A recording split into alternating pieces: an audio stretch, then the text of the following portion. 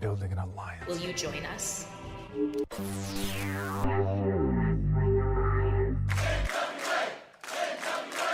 It's showtime. Good evening, ladies and gentlemen. We are tonight's entertainment. You're not here, you missing out, because this show... Ladies and gentlemen. All right, listen up. And now, the moment you've all been waiting for. It's time for the Alliance Guys podcast.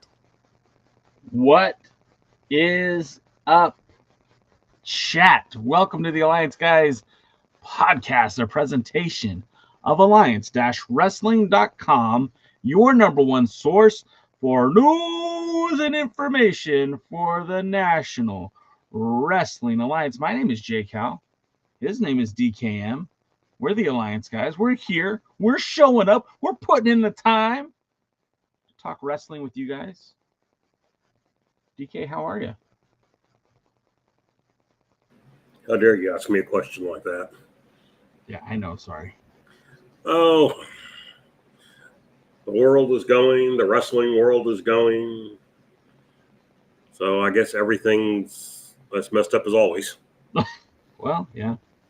I every time before we go live, because we're also live on TikTok. We're live on YouTube and Twitch. We're also live on TikTok, and what is hilarious is I put, hey, come talk NWA with me, and somebody was like, you're the only one that's talking NWA. Is that true? Are we the only ones talking NWA? Honestly, we're the only ones talking NWA, honestly. That is a very astute and fair way to say it, 100%. We are... I think we're the podcast of record for sure. No one been doing it longer, that's for sure, right? I mean, I don't think anybody's been doing it as long as we have.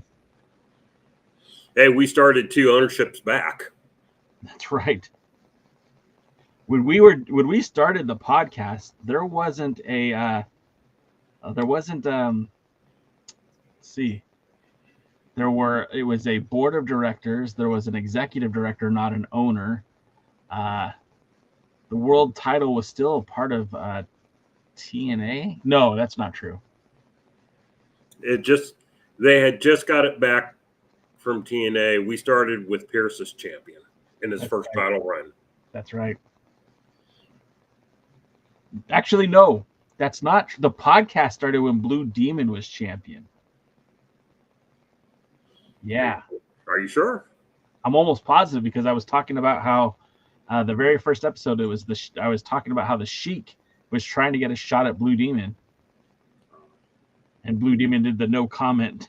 Like, I don't know who this guy is. I don't know who this clown is. Well, he had a point. He did. Real quick, want to shout out to my... Okay, one more thing, and then I'll shout out the chat. But it's funny that one of the guys that the Sheik was really big on was a young talent named, Mr. 450. That talent would end up becoming Mecha Wolf. Mecha Wolf is somebody who I kind of consider a friend now. And in fact, I might even meet up tomorrow with Mecha Wolf in Tijuana right before the AAA event in the auditorium. So it's kind of weird how that all works. Wait a minute. You have friends? I have lots of friends. No, I mean like real human people. Yeah, like at least 5 people I can count on. Huh. Okay. All right, shout out to the chat. We got Steve G in the house. Always good to see my friend Steve G. My friend Steve G. Noob's in the house. What's up, Noob? Willie Bowen's in the chat. Hola, NWA Familia. Wait, why didn't it pop up? There it is. And yeah, hey guys, thanks for hanging out. I appreciate y'all being here. DK, what's for dinner tonight? I had a burrito. All right, what kind of burrito? A homemade burrito with homemade tortilla, homemade ground beef, homemade beans, and not homemade cheese, but real cheese, not that shredded stuff you buy in a plastic bag. You mean you got the block of cheese and grated it yourself? No, I went to the deli and got them to do it for me. but it's freshly grated. They're right there in front of you. Sure. And it's a high quality cheese, not that stuff that comes in the plastic thing that tastes more like the plastic than it does cheese. Our buddy Sean Mega over on the TikTok asks, where are the greens, DKM? Where are the what? The greens. Okay, obviously someone who doesn't know me. Can I tell you what I had for dinner? Sure. I might even listen. We made my Willie says a steak wet burrito are the best. Now you're talking, Willie. What okay, green sauce or red sauce, Willie? I want to know the real answers. We had, because I'm on a diet. I think I've made that pretty clear. I'm on a diet right now. So my wife makes a fried rice, which is not really in my diet, but we had some workarounds in it with like the white rice with ham and like a bunch of other veggies like green beans and peas and carrots, and then I had a extra like helping serving of broccoli, and it's delicious. Thanks, Sean. See, and Sean Vega says you're looking good, Jay. You know what? I'm not gonna brag, but the clothes are fitting better. I'm sitting there and I'm not gonna do it here on camera, but I look in the mirror. I'm like, hey, I got trapezius muscle. Look at that. I got traps. Not like our late friend, the great Jack Stain, but I'm getting there. Kinda, not really. I had a trapezius muscle once. What happened to it? I stopped working out and continued to eat. That's fair. That's a good one. Willie says Tyrus had Domino's pizza and Popeye's chicken for dinner. Like that's, that's what I call the good old days. when he orders the pizza, he asks them not to cut it. That way he can wrap it around the chicken. Oh my God. And then he eats it like he eats it kind of like a giant pizza burrito wrap. And then he just spits out the bones. Have you ever seen the Costco hack about the hot dog? I don't guess so.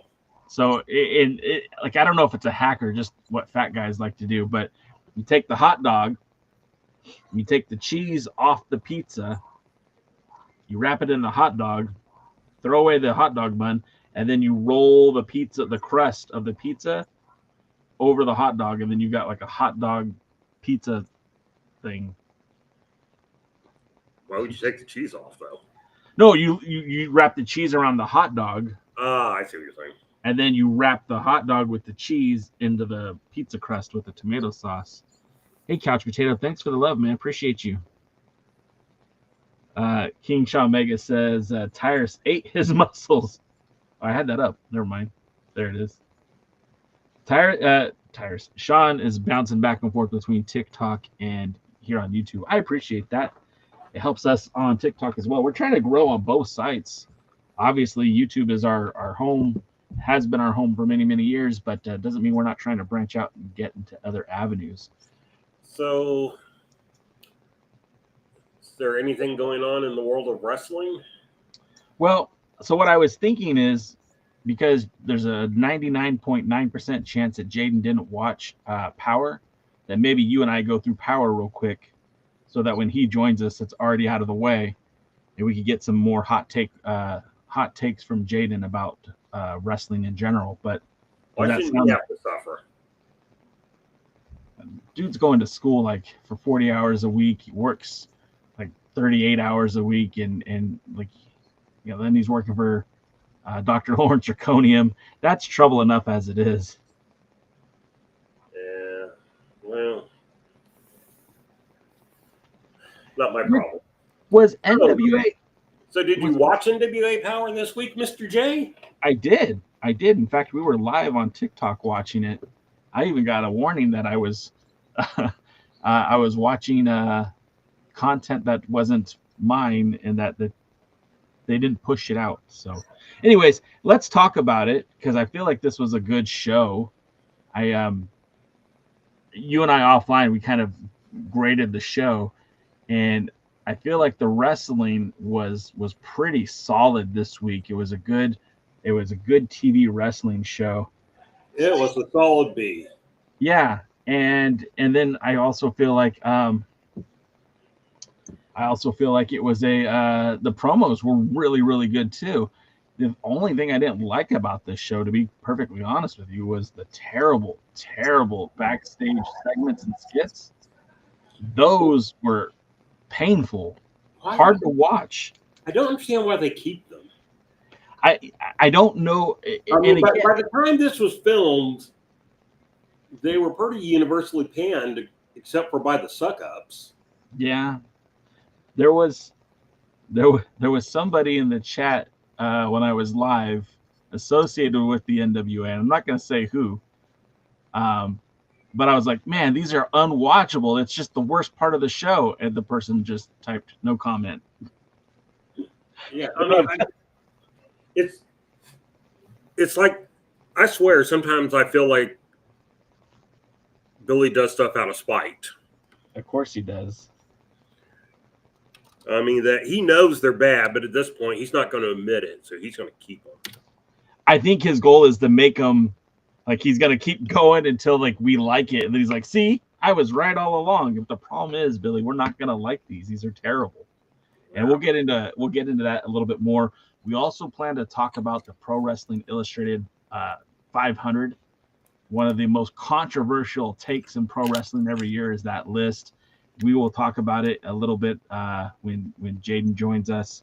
And then we'll talk a little bit more about the matches that are coming to Samhain. I feel like that's another really big event that is shaping up to be very interesting. I think it's going to be a lot of fun this year to check out Samhain. Obviously, the delays in getting it out are going to suck, but I really do feel like the card is shaping up to be really good. And DK, I'd even venture to guess if this was in Forney, Texas, you might be willing to make the drive for that event. Maybe. So, you know, one of the things I liked about this week's Power? What's that? I felt like the matches were appropriate TV matches. Okay. They didn't try and put in quote unquote main event level stuff. Yeah. But they also were well executed, well performed. Everybody did a good job. The main event was the type of main event you should have for a TV show because it was the TV title. Yeah. And so I really felt like if you're going to produce TV, I still have a problem with them putting their own commercials in.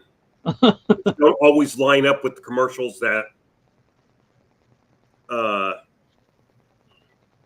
Ruku puts in. Yeah.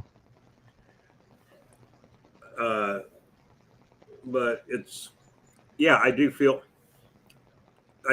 like this was an appropriate thing that you should see on a show, on a TV show, so to speak. Yeah. 100%. We nothing was too over the top, nothing. But I also feel like if they didn't like give us lowbrow either. Like this wasn't. You remember when WWE used to be on MTV, the Sunday Night Heat, and some of those matches were really, really good, way better than they were supposed to be, like ever should have been. But then you'd go watch like main event on like Ion TV, and it was always just really bad stuff. Like obviously, like that's the stuff that they didn't feel like was good enough to be on the Sunday Night Heat. That's what I kind of feel like with this week's Power. I feel like this was a Sunday Night Heat level, not a main event level. If that made any sense at all to our WWE fans. I felt like the matches were good, and again we'll get to it right off the bat. And I apologize in advance because I did not get their names, but the Holy Grail, which it cracks me up because it feels like the commentary team just found out this week that was what the name that they're going to be going by as the Holy Grail. Because apparently that's not what they were called at the Crockett Cup, unless the announcers did that post. I think they called it like Team Exodus Pro. They did. It kind of went back and forth a little bit, I thought. But this week they that's apparent that is the name of the team. EC3 and Pretty Boy Smooth. They took on the team of Cam Fox and Kai Prince. If you haven't heard of these gentlemen before, that's okay. They were new to the program. I don't think I've ever seen either of those wrestlers before. And as I kind of look up these, both these gentlemen, they are products of the Dungeon from Natalia and Tyson Kidd. I will say this, both of these guys only been wrestling for about 3 years. And for them to be only wrestling for about 3 years, Kai Prince has been wrestling for 3 years. Cam Fox has been wrestling for 2 years.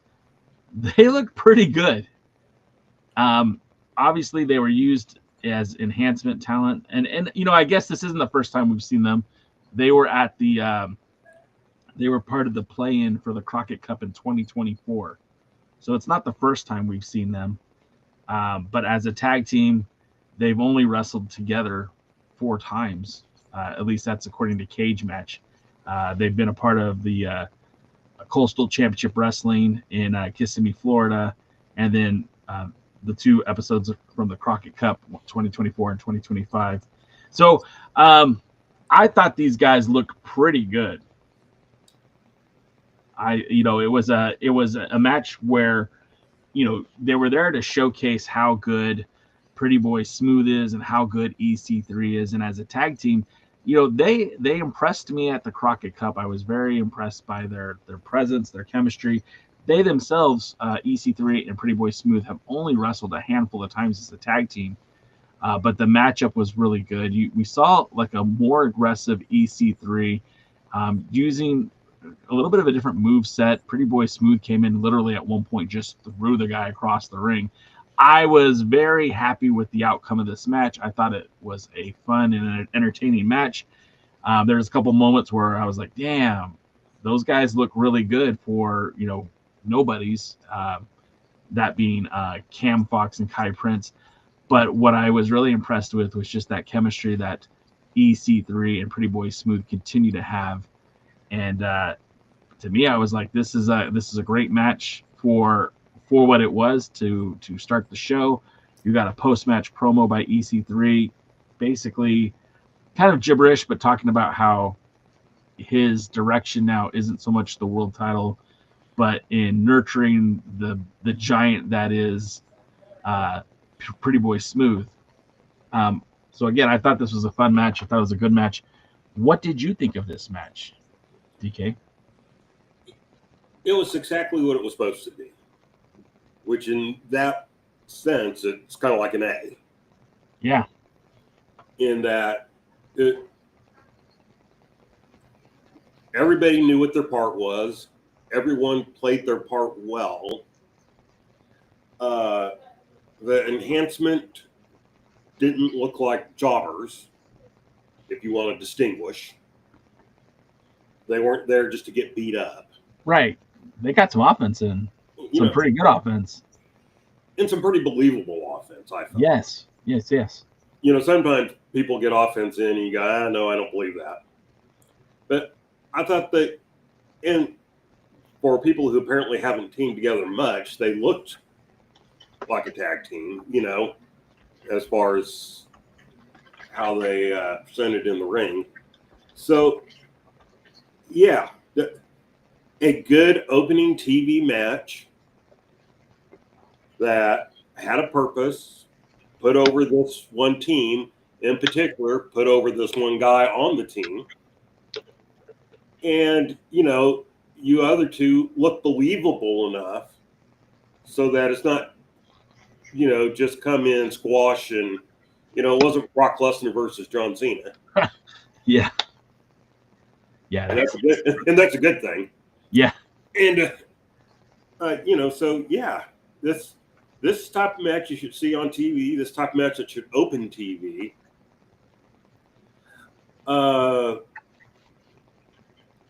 I am not really into EC3 and the peanut butter guy.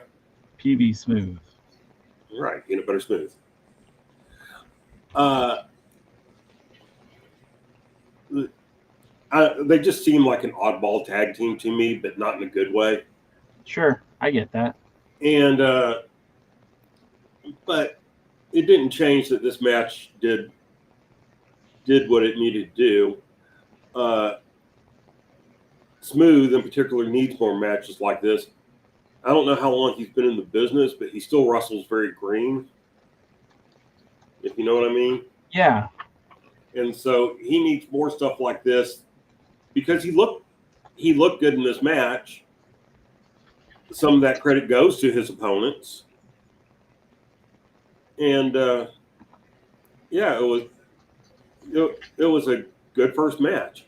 I mean, is it the type of match that anybody would pay money for? Never in a million years. But is it the type of match that can make people become interested in EC3 and Peanut Butter Smooth? Yeah. So, good job. Yeah. I feel like it gives PB Smooth that very dominant look in the ring, where like these guys again they were enhancement. You said it. They were enhancement. They weren't jobbers. It gave him some credibility by being able to toss these dudes around. At the same time, I do echo what you're saying. He does look a little on the offside. Now he's been in the business for 9 years now. He's been wrestling since 2016. He was trained by Johnny Gargano, Candice LeRae, Pepper Parks, and Aaron David. And I feel like what EC3 said is there's a lot of potential there. I agree with that. But I also had the fortune to talk to Mike Knox a couple weeks ago back at the wrestling event I was at in Arizona. And this was after he injured his arm. And he was telling me how he wished that he was able to get in the ring with PB Smooth, because from one big guy to another, he feels like there's a lot he could teach him about being a big guy, how to, work on his foot, his base, how to work on, where to be, where to plant yourself, how to move in the ring. And I feel like that would really make a difference if PB Smooth had some matches like that. And I see someone in the chat mention Talos. Willie Bowen brought up Talos. I don't think that a Talos would be the right guy that you put in a feud with PB Smooth, because I feel like he kind of suffers from the same problems. If we had a healthy Mike Knox versus PB Smooth, Mike Knox versus Talos, and kind of like a triangle where he's working with the younger guys to help them get better, I feel like would benefit everybody. Is that great? Right now with Knox out, you would look at Trevor Murdoch now being the guy to do that type of thing. Yeah. And he does look green for someone who's been in the business 9 years. But then I'll also say something Jim Cornette once said: green can be as much a state of mind as a amount of experience. Yeah. And so I don't know that he's been in a position where he's had to improve. I think they just kind of always booked him as the big guy and, whatever. Yeah. Now you're on TV, you're getting exposure, you have to improve. And so that would be my thoughts on the situation. So working with veterans, and I don't know how much he's worked with big veterans, but working with a big veteran, that someone big enough to put, to move him, put him where he belongs, that's the type of thing that he needs. Because sometimes when you're working with a smaller veteran, they may not have the strength to say, you're in the right, not say, but think you're in the wrong spot, move over here. Yeah. And when you're a monster like that, I mean, it's easy for them to book you in like, oh, you just throw this guy, you just punch this guy. And you don't really have to learn how to be a good wrestler. You just have to be a physical wrestler. And I feel like if he could be put in that position where if you take away his size, what is he? If you take away Mike Knox's size, he's still pretty. I mean, you watch him in the ring. When you watch Mike Knox in the ring, I'm not saying he's the world's greatest wrestler, but he knows what he's doing, and he's very educated in the ring. PB Smooth, I feel like if you take away his size, what do you have? Somebody who needs more seasoning. Yes. And that's not a bad thing. It just means he needs more opportunities to do that. You're not going to get that teaming with EC3.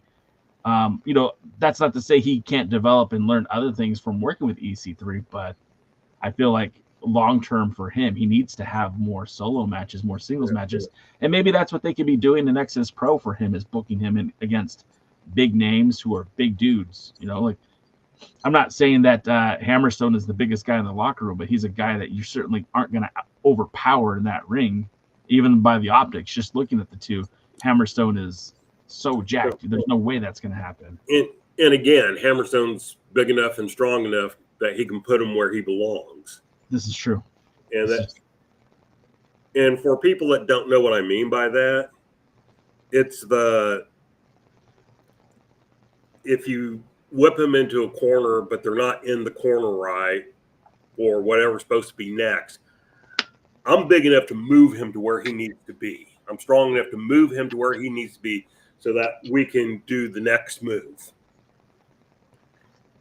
Whereas a smaller guy, if he's in the wrong place, it's hard to do anything. That smaller guy can't move him without, pulling a Becky Lynch and, yelling, move, move. I was trying to find a place to put my cup so that you could see the cool little sticker that I have on it. That's a cool sticker, Jay. I got, if anyone wants one of these stickers, slide into the DMs. I have stickers. So what else did we see on the show, Mr. Cal?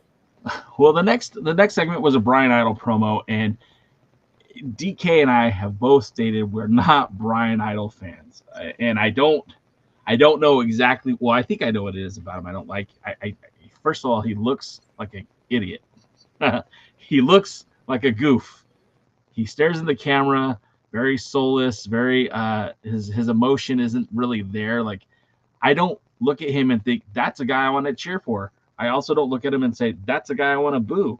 He just seems to exist, and it's not in a positive way. So his promos, I feel like, are very wooden. I feel everything about him is very wooden, but he's had a few bright moments in the NWA. Of course, his promo work with Throughbilly Silas Mason was probably the best he's ever looked promo-wise. This was maybe a close second.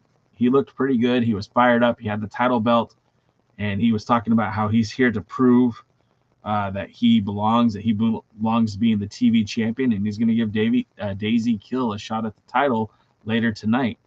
I was happy with this promo. I felt like it did a good job of giving us the best version of Brian Idol that we haven't seen often. What did you think? Yeah, I mean, like the first match, this is something that did what it was supposed to do. You were supposed to get fired up over Brian Idol, who's kind of in the face position now. Yeah.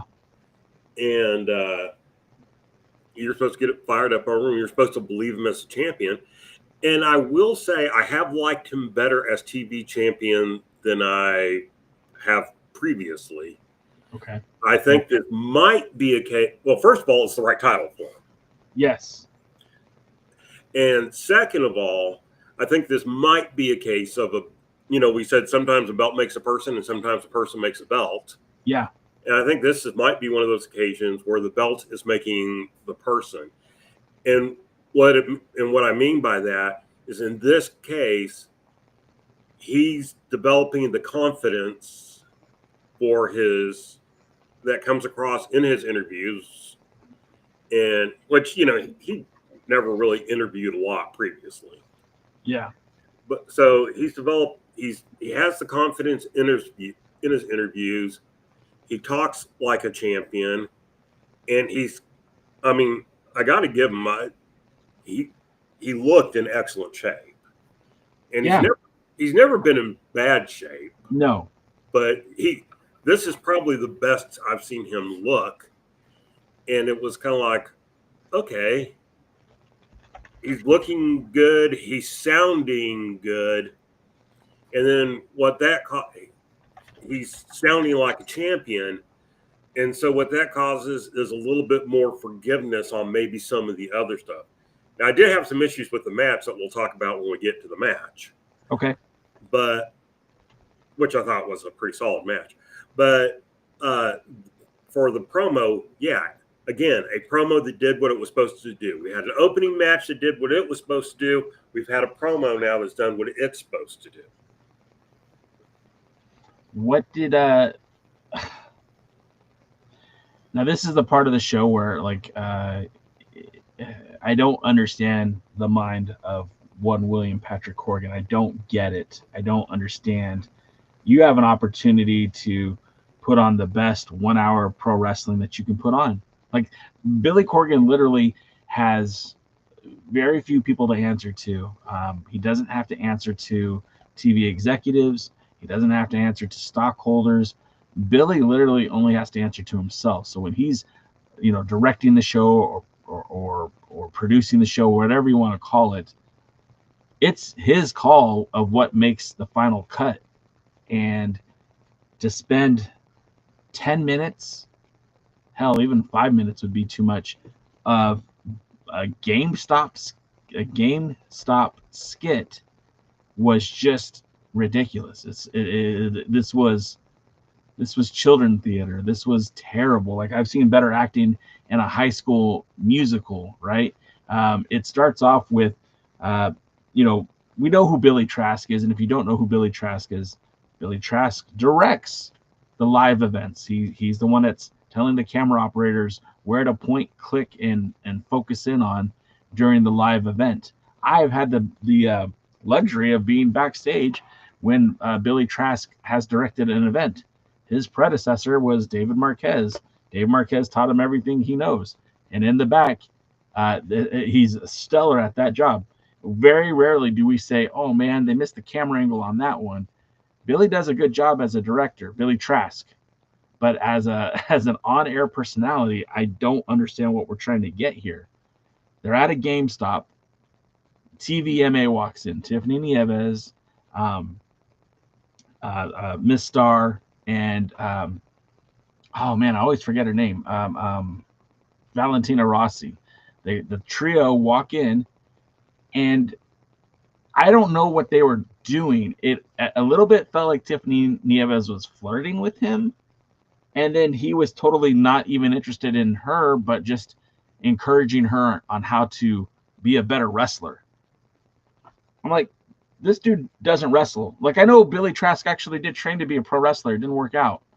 But, just watching this show, without any other context, you've got a store clerk telling a double champion to lift more weights to be a better pro wrestler. This is what we're doing. And then we get the therapist, the shrink, I don't even know what to call the guy, come out, who Tiffany and him had this weird chemistry the last time that they were on camera. And that, remember, the last time these guys were around, it was when they were in Dothan, Alabama. Now they are in Tampa, and they're still following the NWA, I guess. I don't know. It was terrible. These segments are the drizzling shits. And Billy Corgan, who is a great guitarist, pretty good songwriter. I mean, he's had a lot of hits. He's had a lot of great songs over the years. What the fuck was this? I don't know what else to say. What did you think about it, DK? I didn't watch it. I mean, once I figured out what they were doing, I can't figure out why they still have them. I think it's spite on Billy's part. And I'm seriously, I do. I think it's spite on Billy's part. I don't think he likes being told when his things aren't good. And he makes adjustments as necessary, but I think he's, until probably someone in his group is able to tell him we need to stop this, or if somebody from somebody who was like actually interested in putting it like on TV or streaming, you know, a streaming service that's not Roku, no offense. No. You know, tells them, yeah, you got to drop this shit. I just don't know. I don't get him at all. On Reddit, there's a little NWA chat that's not run by the NWA. Okay. And there's a lot of information out there, people asking questions. Since I help with the stuff on Dangerous Young Wrestling Gladiators to get it out there, I have to post things for Dog on Reddit. And I get into the Reddit chat just to see if there's any news out so I can share it with you guys and try to scoop you guys, try to say any things that you don't know. And I do chat with the people and do sometimes respond to them. In private chats, I've had two different people ask me why they do this. One of it said it's bad glow. Oh, yeah. And then somebody asked me if Billy Corgan's pissed off that he didn't get on the CW proper, so he's trying to write Bad Riverdale. Oh, no! Shit. That's funny because it's true. This Never seen Riverdale, but I'll take your word on it. This was the lesser of the two evils because there was another segment later in the show. But let's get back to the wrestling because we don't need to beat a dead horse. This was terrible. They know it's terrible. Quick, I have to educate DK. The only thing I know is there's a really cute redhead, and her skits of Cheryl Blossom are always things that catch my attention, and that's about as much of Riverdale that I know. But acting wise, it's slightly above what apparently these guys are doing. So it's Bad Riverdale. Jack Perry's Yeah, he was on 90210 too a long time ago, and at least I watched that, and I remember the acting being decent. The only thing I remember, the only thing that I could tell you about Riverdale is the redhead was kind of hot. On TikTok, C. Foxy says that in Riverdale, Riverdale would zag when you think it was a zing. It was a wild ride, and it goes off the rails so fast. The NWA, unfortunately, hasn't been on any kind of rails, and the only rails that are apparently happening in the NWA are the ones that Sinister Minister's doing in the back. Because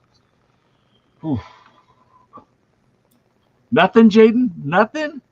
I actually am mad because I had a similar line that I was waiting for you to stop with, so I could actually throw in. They may not be doing any rails, but they're doing a whole lot of lines. Nice. Okay, well, let's get back to the matches because the next match was really good. Again, I was watching this on TikTok Live earlier today, and I got to see Alex Taylor, the NWA World Junior Heavyweight Champion and NWA U.S. Tag Team Champion with Kerry Morton, defend that Junior Heavyweight title against Luke Curtis. We haven't seen Luke Curtis in a while in an NWA ring.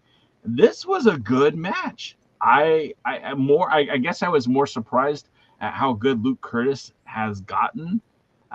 We've seen him before in the NWA, certified Luke Curtis. He is a prospect from Ohio Valley, does a lot of work with Ohio Valley, but has been kind of, I guess he's been training at the New Japan Dojo, and it shows. The guy looks in great shape, and his wrestling was really there. Like, I guess he was in the New Japan Dojo back in November of 24, but he looked really good in this outing. And he's also been wrestling for like Future Stars of Wrestling out in Las Vegas, but his mainstay is Ohio Valley, but doing a lot of work in Vegas as well. And he does make an appearance at the NWA 77, so it's not the last time we see him. But guy lost some weight. Guy, got cut up, got looking really good. And him and Taylor proceeded to have a very good wrestling match. Not a lot of dives, not a lot of high flying, like, traditionally associated with junior heavyweight style of wrestling. But Alex Taylor has always said that he's not a flip guy. And you could tell when he wrestles, he is definitely not a flip guy. Luke Curtis had went for a few moves that were high risk, including a diving headbutt that he couldn't capitalize on, as well as a giant moonsault that essentially made him vulnerable to Alex Taylor's kind of like a DVD driver for a finish. It was a good match, and I was really into it. Probably the best I've seen Luke Curtis look in the NWA. Alex Taylor looked really good in this match. And again, what you were saying earlier, DK, is this match did what it needed to do. It gave Taylor a solid victory as your World Junior Heavyweight Champion, but Curtis didn't look bad in his loss. Do you agree? Yeah, I only wish there was one thing that was done differently, and that is I wish Curtis would have gotten some kind of win last week or whatever. That was in my notes, but go ahead. Basically for there to be a reason for this match, because you're kind of looking at this, and it's a world title match, but it's not the main event. And so they're kind of putting Curtis in the enhancement talent feel, before the match and everything. And you're not really sure why he's getting a shot at the world title. I don't really think they explained why he was getting a shot at the world title. Although I do admit I'm getting good at tuning out commentary. So that was my only thing. I do like that they did some wrestling, not enough for my taste, but they did do some wrestling, some standard wrestling before they kind of started going strike happy. Taylor is looking very good. Still very short, but very good. And his physique is excellent. Curtis looked good. They put on, like you, I was kind of surprised. I was expecting a match maybe a little bit closer to like the first one. And watching the two of them in there, you can understand why Curtis was in the ring with him. It just would have been nice if there had been something that explained why this guy out of nowhere was in the ring with him. Yeah, maybe my only complaint about this is it would have been cool if they would have done a number one contenders match last week, or just even an eliminator match to qualify for this, or something. Like, even a promo with Luke Curtis last week saying, hey, I talked to Billy Corgan and he said he's going to give me a shot, anything just to kind of plant the seed as why this dude's getting a title match. Because the World Junior Heavyweight title isn't overly booked in the NWA. We don't see it all the time. But I feel like every title seems to feel like it's more important when someone has to beat somebody to get a title match. I'm not a fan of that. You're not? Per se. No, I prefer traditional fight style where there's a top 10, top 15 maybe. Okay.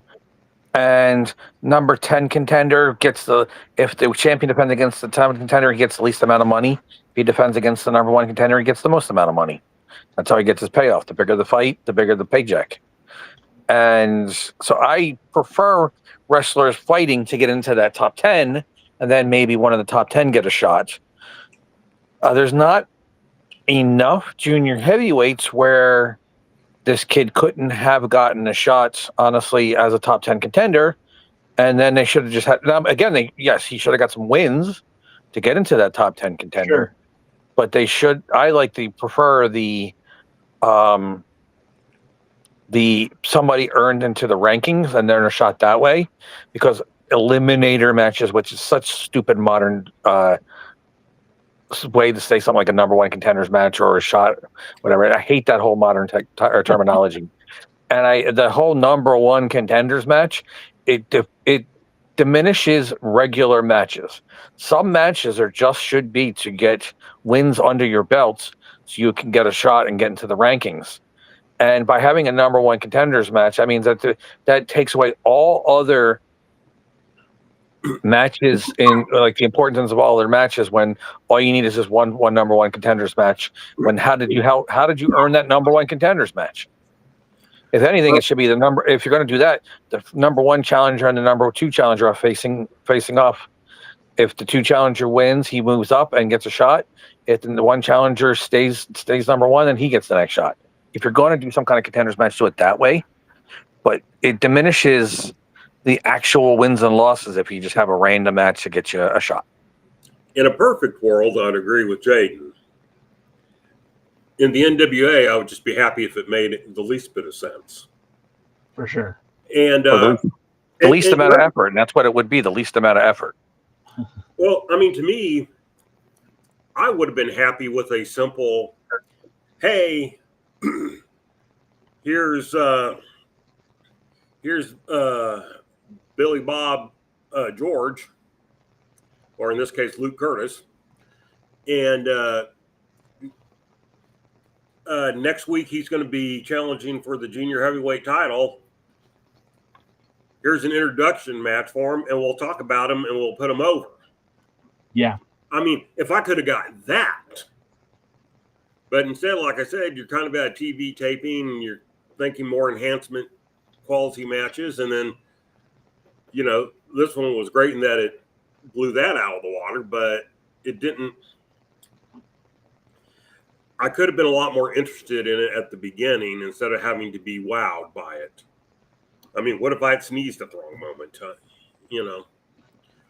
May have missed something. Yeah. And so all I'm saying is, in Jim Ross's statement about wrestling being simple, give me a good guy, give me a bad guy, and give me a reason for them to be in the ring together. What I needed was a reason for him to be in the ring challenging for the World Junior Heavyweight Championship. And if you're not going to, build them on a 10 match win streak, at least tell me, hey, this is the guy that's challenging next week. Let's put him in an enhancement match similar to like the first match on this card, the tag teams, and let him go over. And we're going to talk about him the entire match and talk about why he's getting the World Junior Heavyweight title match. Hal lied to me, tell me about how he's won in all these different areas or something. Give me something. Yeah. And I feel like that's also another a detriment to the NWA success in that there's a lot of times we'll see, what's happening on the territories doesn't matter. It's not canon for what's happening on Power. Basically, if it didn't happen on Power, it didn't happen at all. We saw that with Richard Holiday, getting opportunities to wrestle against DC3 for the world title. We saw there was a match set up at Joe Kazana Promotions where Joe Kazana got to challenge AJ Kazana got to challenge Alex Taylor for the World Junior Heavyweight title. And we know that that is not something that's going on there. Like Alex Taylor is a legit junior heavyweight. AJ Kazana is a legit heavyweight. And anyways, I guess the point I'm trying to make is Power seems to just be in its own bubble, and whatever happens outside of that bubble doesn't really matter to the NWA. I don't think half the time things that happen in Power matter to the NWA. That you are dropping some truth right there. What happened next, Mr. Callie? Haley? So that takes us to a very good Rich Swann promo, which this was the perfect the perfect way to do this. You had a World Junior Heavyweight title match, and then you had Rich Swann, come in and say, hey, I'm new to the NWA, but I'm not new to who you guys know as a wrestler. Like I've been to other places. I've held world titles elsewhere, but I'm here in the NWA. He puts over the legacy of the rich history tradition, brings up Ric Flair and the Four Horsemen and Dusty Rhodes and stuff like that.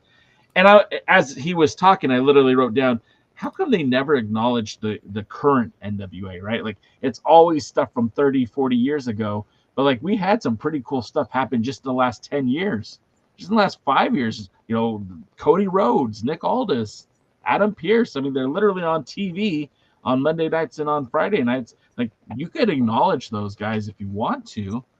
But anyways, as he's talking, then he gets to Homicide, who won the World Junior Heavyweight title to restart the junior heavyweight division for the NWA, and then mentions how Taylor has become champion and wants an opportunity to face Alex Taylor for that world title, and says like, hey, I don't have a problem fighting for my spot. Next week, I'm taking on Alex Misery for a #1 contenders match.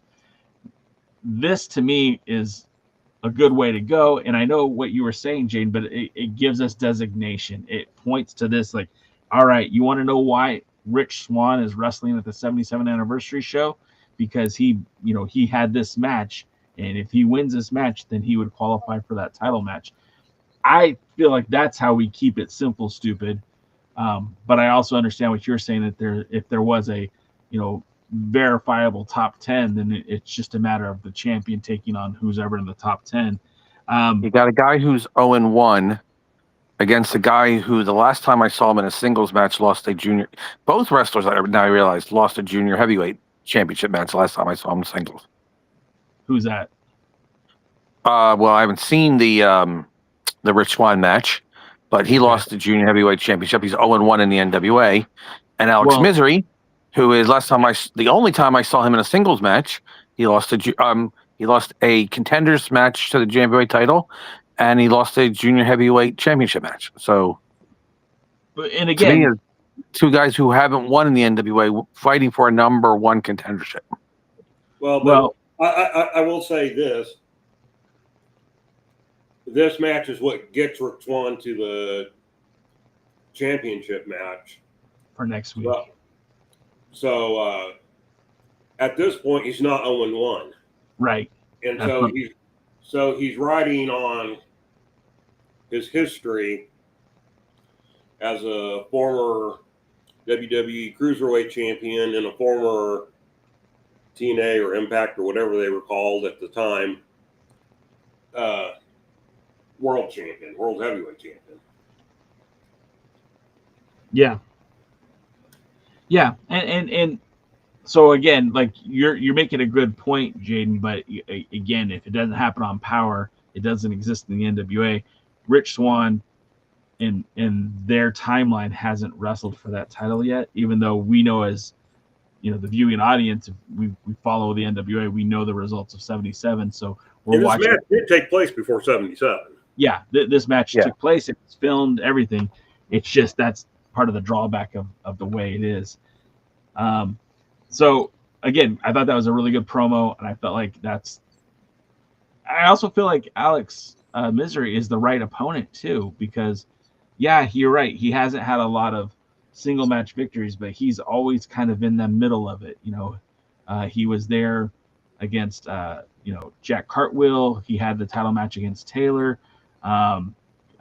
And I like Alex Misery. I think he's a great addition to the junior heavyweight division. I kind of hope they let him run with that a little bit more. So that'll be a match for next week. But I did like the way that he put the way Rich Swann kind of put over what the NWA is, what it was, and the importance of the World Junior Heavyweight title. This is the low point of the show. Following that great promo from Rich Swann, we get the Benefactor segment. Oh man, this is just, I don't know. I'm watching a show and I'm like, I like this. I like this. I like this. This is the drizzling shits. It's the worst. And it starts off, we're back in this mansion of some deceased wrestling fan. and the deceased wrestling fan opted to leave his fortune to several wrestlers from both Crossfire and Joe Kazana Promotions, and essentially FTW by way of Markova and Brian Idol. Now, last week they dismissed people from the proceedings because they weren't there in attendance. This week, some of the people who were there in attendance were able to be the proxy. And I don't know where they're going with this. And I'm usually one of those guys that say, okay, let's see how this plays out. Obviously, this is going to build to something, but I just don't know if that's the case. I don't think it is. I don't know where they're going with this. If they're going to build up their own $1 million man, then maybe this is worth our time. Maybe this will make sense. But as of right now, it was just a bunch of dumb shit. And Hunter was there. Excuse me, Hunter was not there. Tyler Franks was there. Markova was there. Markova was Brian Idol's proxy. And then Kenzie Page was there, and she was the proxy for both Hunter and Tommy Henry, her father. So that was kind of it. And they explained that the person next week, one of these people are going to end up with $12 million, and they have to convince the attorney that what they're going to use the money for is something good. I don't even understand why this is on my TV. And I think I spent more time talking about it than it deserves in any case, shape, or form. But DK, I mean, you have 2 cents. Did you even bother watching it? It was on while I was doing something else, petting the dog, hitting my hand repeatedly with a hammer. I mean, just more enjoyable things. I gotcha. You ain't kidding. You're not wrong, Jaden. That's the whole thing. Yeah. Yeah. Again, I think at this point Billy's doing it just to be spiteful. I think he's making them worse just to be spiteful. You know, you might be Corgandale. Right. Wait, what did you say? Corgandale. Is that a Riverdale? Corgandale? Oh, got it. It took me a minute to understand what you were getting at. Corgan's Creek. Noob says these segments are just boring and dumb. Yeah, that's how I feel. That's exactly how I feel. All right, so that takes us to the next match of the night, which was the Country Gentlemen versus the Rewind Society. We've seen the Rewind Society again like last year. It kind of seems like they are a Tampa-based tag team. Actually pretty good. And it was, again, talk about a fun match. The whole thing was pretty good up until the end. And DK, you might know what I'm talking about. We got to see some pretty good offense from the Rewind Society. And I'll be honest, I don't know a whole lot about them. I couldn't even tell you which one was which. But it was a fun match. AJ looked awesome. Casey had his moments, but they win the match. The match is over, and for whatever reason, there was one part that really made me mad, is that Casey smacked one of the Rewind Society guys, and the referee counted that as a tag. And I sat there and I watched it, and I sat there again. I was on TikTok Live, and I was trying to digest what I just saw. Like, he did not make a formal tag, but the referee has not ushered AJ out of the ring. He's allowing KC to come in, and he's not really policing anything at this point. So, like, there was no legal tag, and KC gets the pin, and the referee counts it. And it's like, it's little things like that that really irritate the shit out of me. I don't like Scott Wheeler as a referee. He was the one refereeing this match. I don't know him personally. He's probably a great guy. But when he's in the ring refereeing, he makes the product look worse. And I don't know, maybe he should talk to Jared Fritz and get some more tips, because this was one of those. I think you might have said this before, DK, or maybe it was Jaden. I don't know, and I apologize for not remembering who said it. But a good referee can make a match better, but a bad referee can make a good match bad. Do you guys agree with that? Yes. Yes.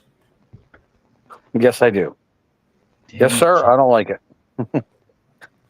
Just read the private chat, Jaden. Screw you, man. I saw that you put a video up. Do you want to play that now, or is that something for later? That's something for later. Okay, cool. Maybe a segue in between, like something to buffer in between. Okay. So like again, I thought this match was really good, but the referee kind of botched the ending. And then the Country Gentlemen go on to attack the Rewind Society. And the move starts off looking really awesome because you've got big old AJ Kazan who's like a goddamn grizzly bear in the ring. And he picks this guy up. It looks like he's about to powerbomb him. He's got him up over his head. And Casey is up on the top rope. And you're like, oh, this is going to be cool. And then it absolutely is not.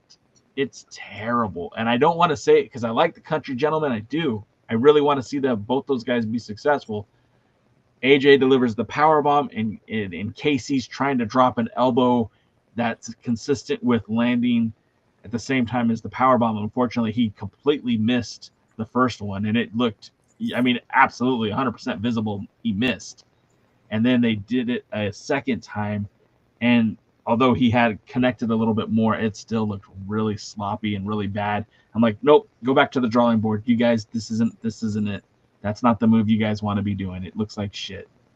DK, what were your thoughts on that one?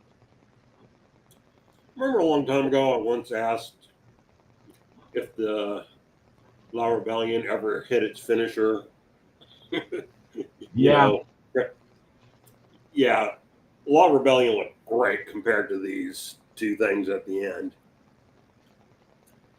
It was like, are you fucking up intentionally? Yeah. The match itself was good. It was fun. It was playful. I agree. The referee sucks. But, I'll be honest. I'm not a big fan of most of the NWA referees. Okay. And I don't think it's always their fault. I think sometimes they're put into positions. If I count 5 and the guy's still in the ring and I have to disqualify him, if Devin's the promoter, Devin yells at the wrestlers. Why the fuck did you let that happen? Yeah. If Jaden's the promoter, or Dr. Sarconium's the promoter, he sends Jaden out to yell at whoever he thinks is at fault. Billy Corgan would be mad at the referee. So, I don't know. What's your quick thought on that, Jaden? If there should be a meeting in the back if you're going to do that. If you get caught, you get disqualified. You lose the match and you lose half your paycheck. If you don't make it in the ring and all 4 of you don't make it in the ring, you each lose half your paycheck, or at least whatever you were getting paid for that match. That's the easiest way. Give the referee authority to do their job. Make sure you have competent referees. And here's the thing. Jim Molyneux lives in Florida, and he's wanted to start working with them. He's friends with Pat Kenny, and they haven't really done anything with him. So there's a competent referee who has a lot of experience refereeing, and you continue to use people that are trying to either Aubrey Edwards themselves into making themselves the spotlight, or are incompetent and don't know how to actually referee, or have been doing this shindy shit for so long that they don't know better. Yeah, I think a lot of it's I don't think they want really good referees because I don't want to be too hard on them again. Hard on them. Hard times, baby. Well, I feel it's more Billy's fault in the atmosphere that he probably has developed. And I think in some ways the same thing as AEW. AEW even changes the rules on a regular basis so that, a tag is now touching them anywhere on the upper part of their body. Well, what about when he tagged him by his partner by patting him on the butt? What are the rules? Oh, now they get a Now they get a 10 count, you know, when they've tagged in and out. Okay, but you're not counting at all. Yeah. Just, if you're going to have rules, enforce rules so that you look like you're a competitive, combat. That takes us to the next promo, which was a Southern Six promo. Again, kind of basically this is our guy, Thrillbilly Silas Mason, calling out Tom Latimer for NWA 77, talking more about his what's in his shorts more than I feel comfortable with. But Taylor looking fly with 2 belts. Kerry Morton, his tag team partner as the U.S. Tag Champs.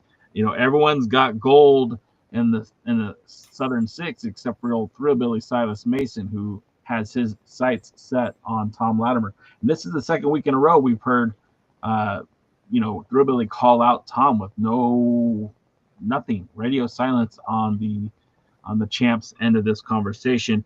I felt like this was a really good promo. And of course it is. It's Thrillbilly Silas Mason. How could it be a bad promo with him doing it? We also get. Don't wait a minute. Don't challenge Billy Corgan. Shit. You're right. You're right. How can it be? Billy's like, hold my bass guitar, and then I'll fire you. Then that takes us to another promo, which is Stevens and Drake. It's kind of like the indecent proposal from last week. Aaron Stevens has now officially volunteered to manage Carson Drake to his first NWA World title. And he said, I will manage you for free until you sign your first $1 million contract. Again, we know this is the NWA.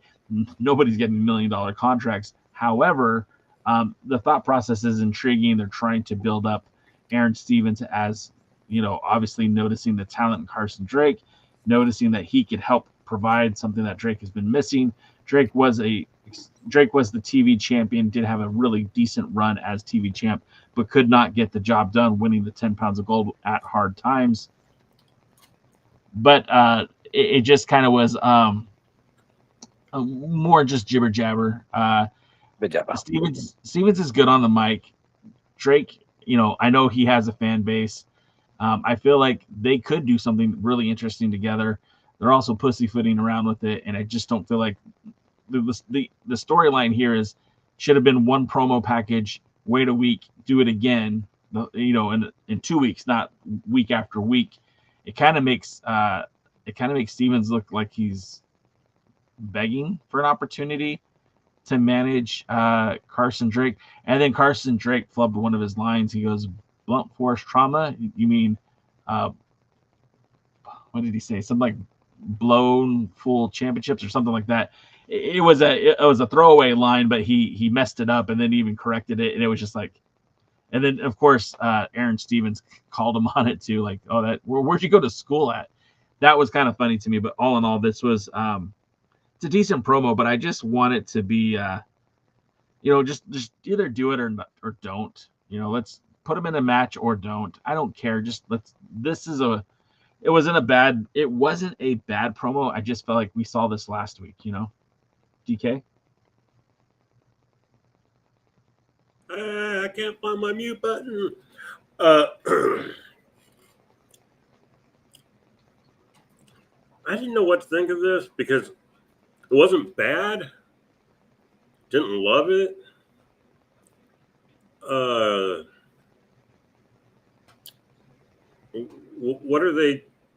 What's the purpose? What are they trying to do?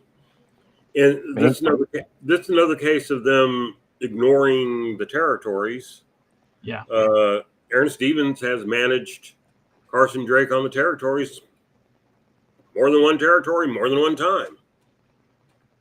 So I don't fully understand what they're going for. Am I supposed to think one of them is going to be a good guy and, Drake is going to turn face by turning Stevens down and getting beat up? Or are we just prolonging the eventual combination of these two? Yeah. I don't really know what they're doing. I'm not sure I want to know what they're doing.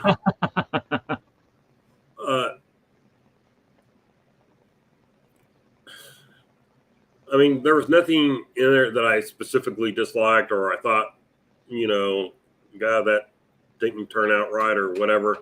It's just more Billy booking confusion, I think, than anything. Yeah. I think they played their parts well for what they were given. I just don't understand what Billy wants me to be thinking or feeling. I guess that would be the appropriate way to say it. Am I supposed to be rooting for Carson Drake to turn him down? Am I supposed to be cheering for the idea of the two of them getting together? Or am I supposed to be disappointed when Drake finally joins him?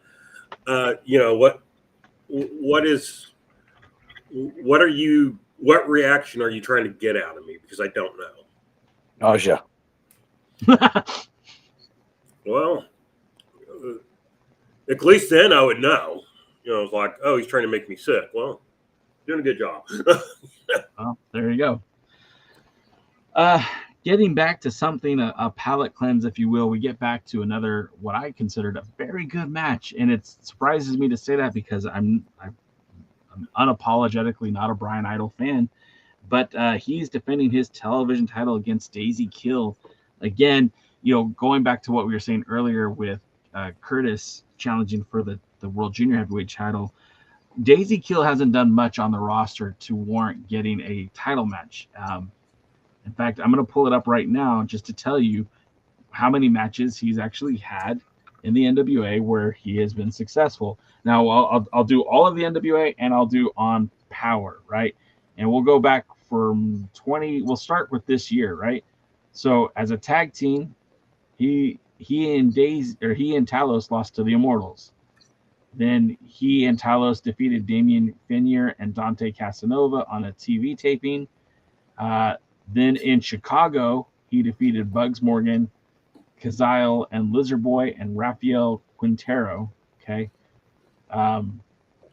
a gauntlet match. But then back on Power, he lost a 4-way elimination match to the Colognes, and when the Colognes beat BFT and the Immortals and Daisy and Odinson. He lost to Mario Pardua, the eventual winner of the Fred Kohler Invitational. As a team, Daisy and Talos defeated the Nightmare Syndicate, and in the quarterfinals of the Crockett Cup, they lost to the Colognes. In Chicago, he lost to Brad Kevins, and then that brings us to this match. So his entire year, not a single match on Power that he won, and mostly was featured as a tag team champ or a tag team wrestler. So him getting this match to me is kind of weird. And it's what I liked about the old days when Pope was champion, where they would have that. Again, I know it's against what you said earlier, Jaden, but they had a qualifying match, a gauntlet match, some sort of match where you had the Pope on commentary, and then the next week he would defend against whoever won that match. I would like the for TV that title is an exception. Okay. Because the TV title is not a traditional championship. The TV title is to put a main event match on TV, to put a championship match on TV. Back when you did not see championship matches on TV.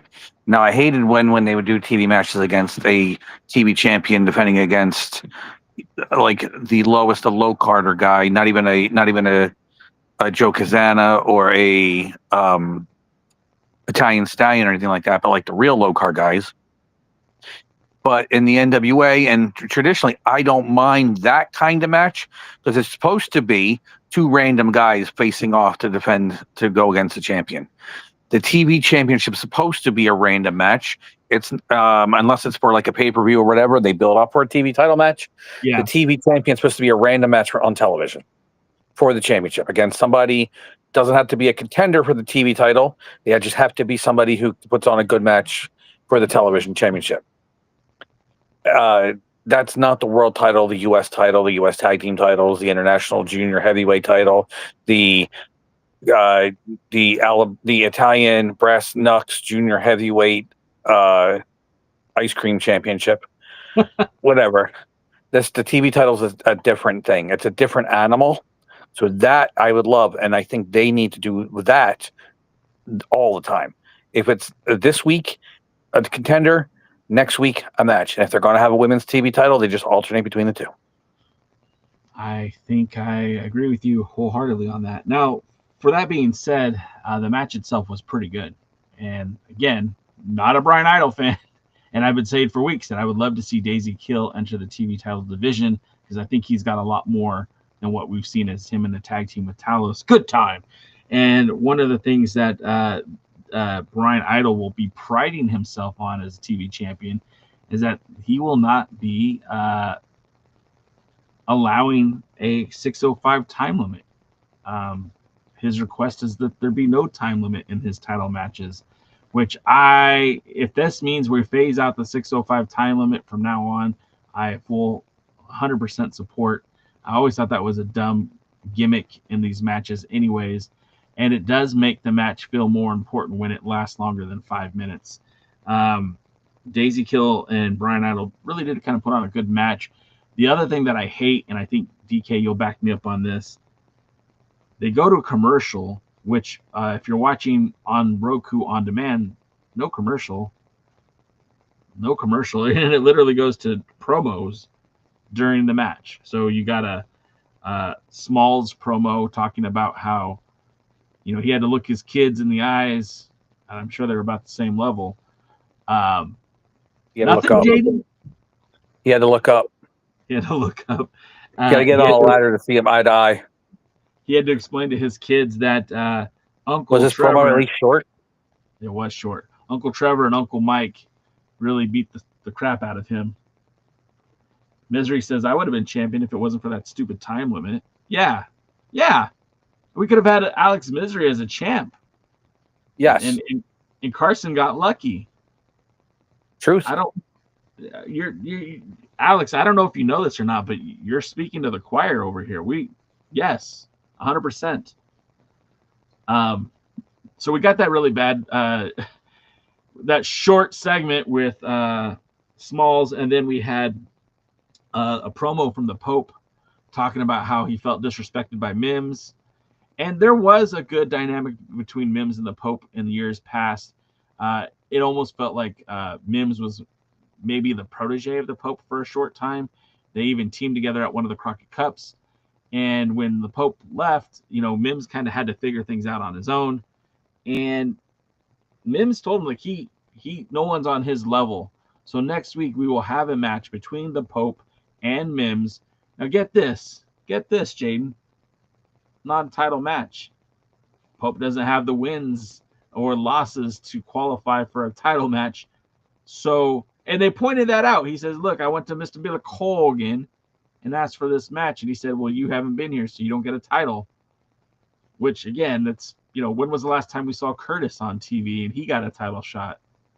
I just gave you the wins and losses for Daisy Kill, and he got a title shot, but the national title, I guess, is different. So, real quick, DK, you saw those promos. What did you think about them? I was pissed off that they were in the middle of the match. Yeah, same. That I could care less about Eric Smalls. I was kind of hoping that maybe he was getting written out like Rolando, but apparently not. Or fell down the drain when he took a shower. Something. Pope, An eagle grabbed him and took him away. Pope I like, but again, why are you interrupting? I swear this is Billy does this because this is what the big companies do. I don't think there's any other reason that he's trying to show the TV people, Again, I don't know how to tell you people this. Wrestling's scripted. You can move around it. Again, they never cut to a commercial in the middle of a promo, do they? They're never in the middle of a promo and they go, we'll be right back. We'll show you a box of him talking in the corner. Come on. Stupid. Stop doing that shit. And then just to go back to something that we were talking about with time limit. Yes, I hope they're doing away with the 6:05 time limit, but I don't like no time limit either. So 15 minutes. Yeah, 15 minutes is perfect. So anyway, did you want to finish up the match, and then I'll give my thoughts on the match itself? Yeah, so the match, there was a lot of heavy hands in that match. There was one knee strike from Kills to Brian Idol that I thought would smashed his face in because it looked pretty rough. There was a stiff forearm from Idol to Daisy Kills, and I don't know if this was one of those deals where the guy was, maybe that was a receipt or something, but it got really kind of shooty in there. It kind of, at least it felt like it from watching. And I don't know. I enjoyed the match. Obviously, Brian Idol won, and it wasn't even a surprise that he won, but it was a good match, a good outing for Daisy Kills. I hope to see more single matches for Kills going down the road. And Brian Idol gets that big first title match victory on Power. So that was how Power concluded. And what were your thoughts on that? Okay. I liked the match in general. I mean, I understand what you were saying about the, Daisy Kill maybe not having a background, but these are the type of guys that should be wrestling for the TV title. Agreed. And so I was willing to overlook that just because of the situation. Again, I like that they kind of started out with some wrestling. They actually probably stuck with it more than in the junior heavyweight title match. The only thing I didn't like was there near the end.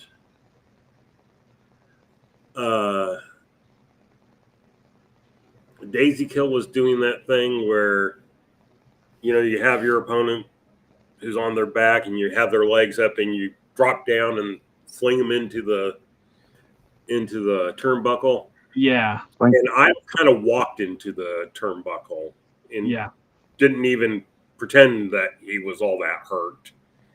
And then right after that, they kind of did a thing where I don't know if it was a botch and somebody got lost. But again, it was almost, I think Idol did a go behind and it was almost like walked. Like you were walking through your match to figure, and I'll come behind you like this. And so there were those two moments that you're kind of like going, what?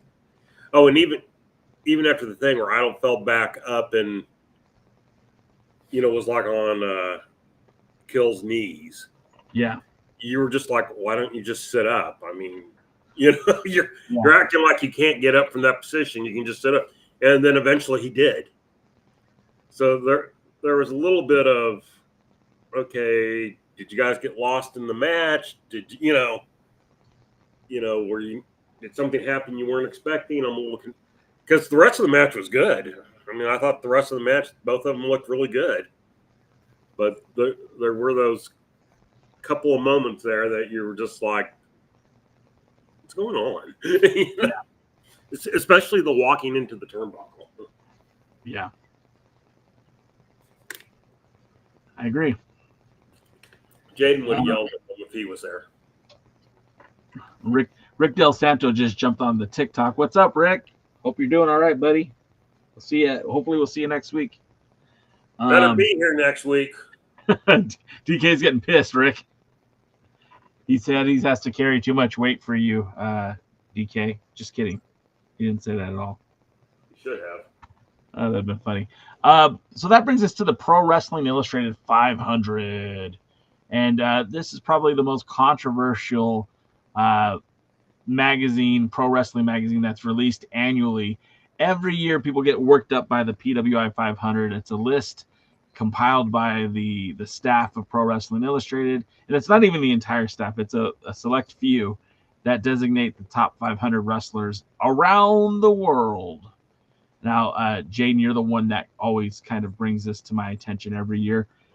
Tell me a little bit about the PWI 500. Well, the Pro Wrestling Illustrated is the longest running contiguous wrestling magazine in the country. They've been around since, I believe, 1981, or is it 79? I know it's right around the 80s where they become that. I know there's other magazines that have been around, but PWI name started a little bit later. The PWI was once the best way to promote yourself. If you were on the cover of the PWI, you were a bigger star. They only put people on PWI covers that sold magazines.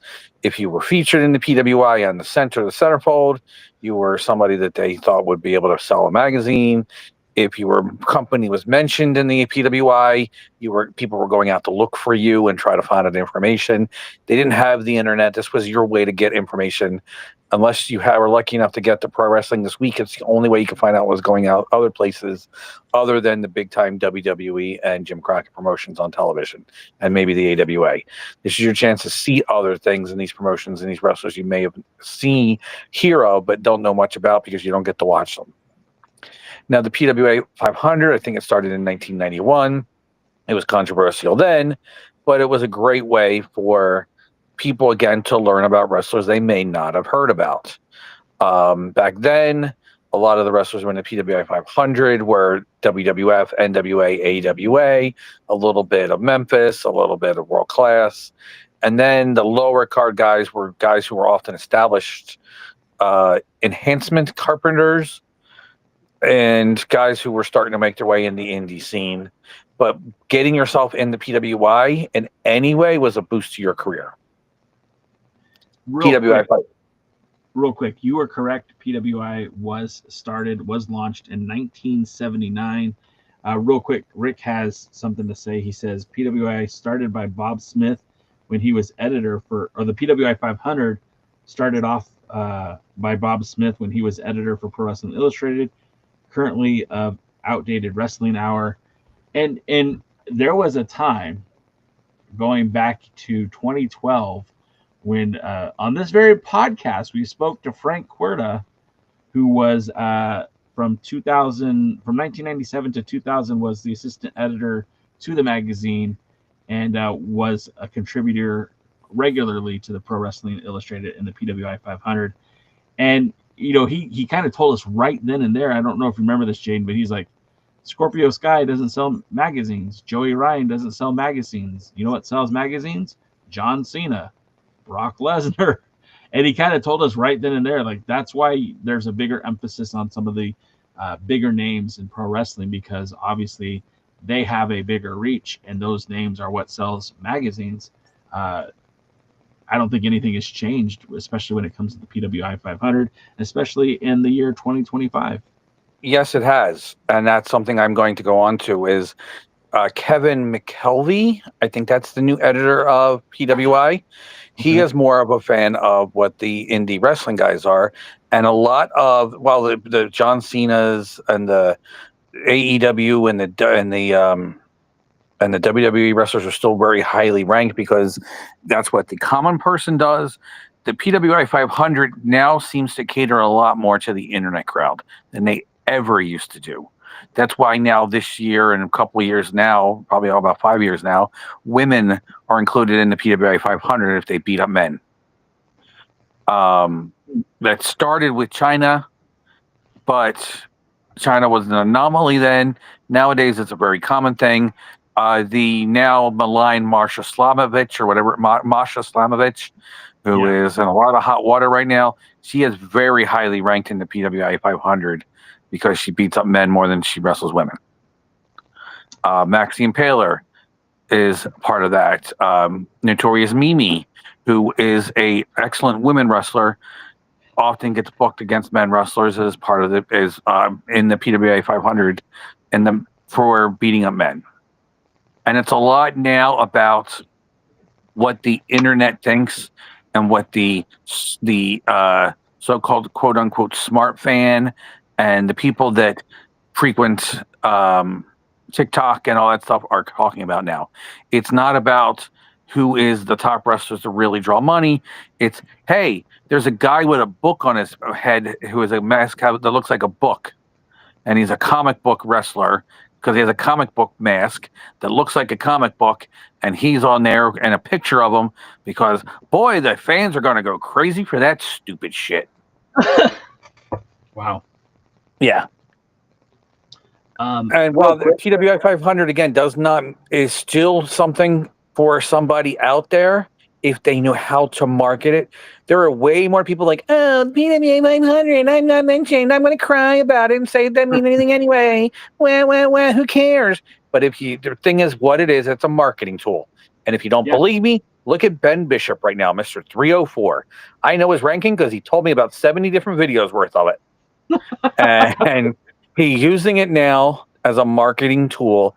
So if you're in the PWI 500, that's exactly what it should be to you, is a way to market yourself, to get yourself over, to get your company over if you have any wrestlers who are in it, to get try to bring in those guys and use that PWI 500 to say, hey, I'm bringing in Mr. 304 Ben Bishop, and he's wrestling against David Goldie for the World Wrestling Grand Prix Championship.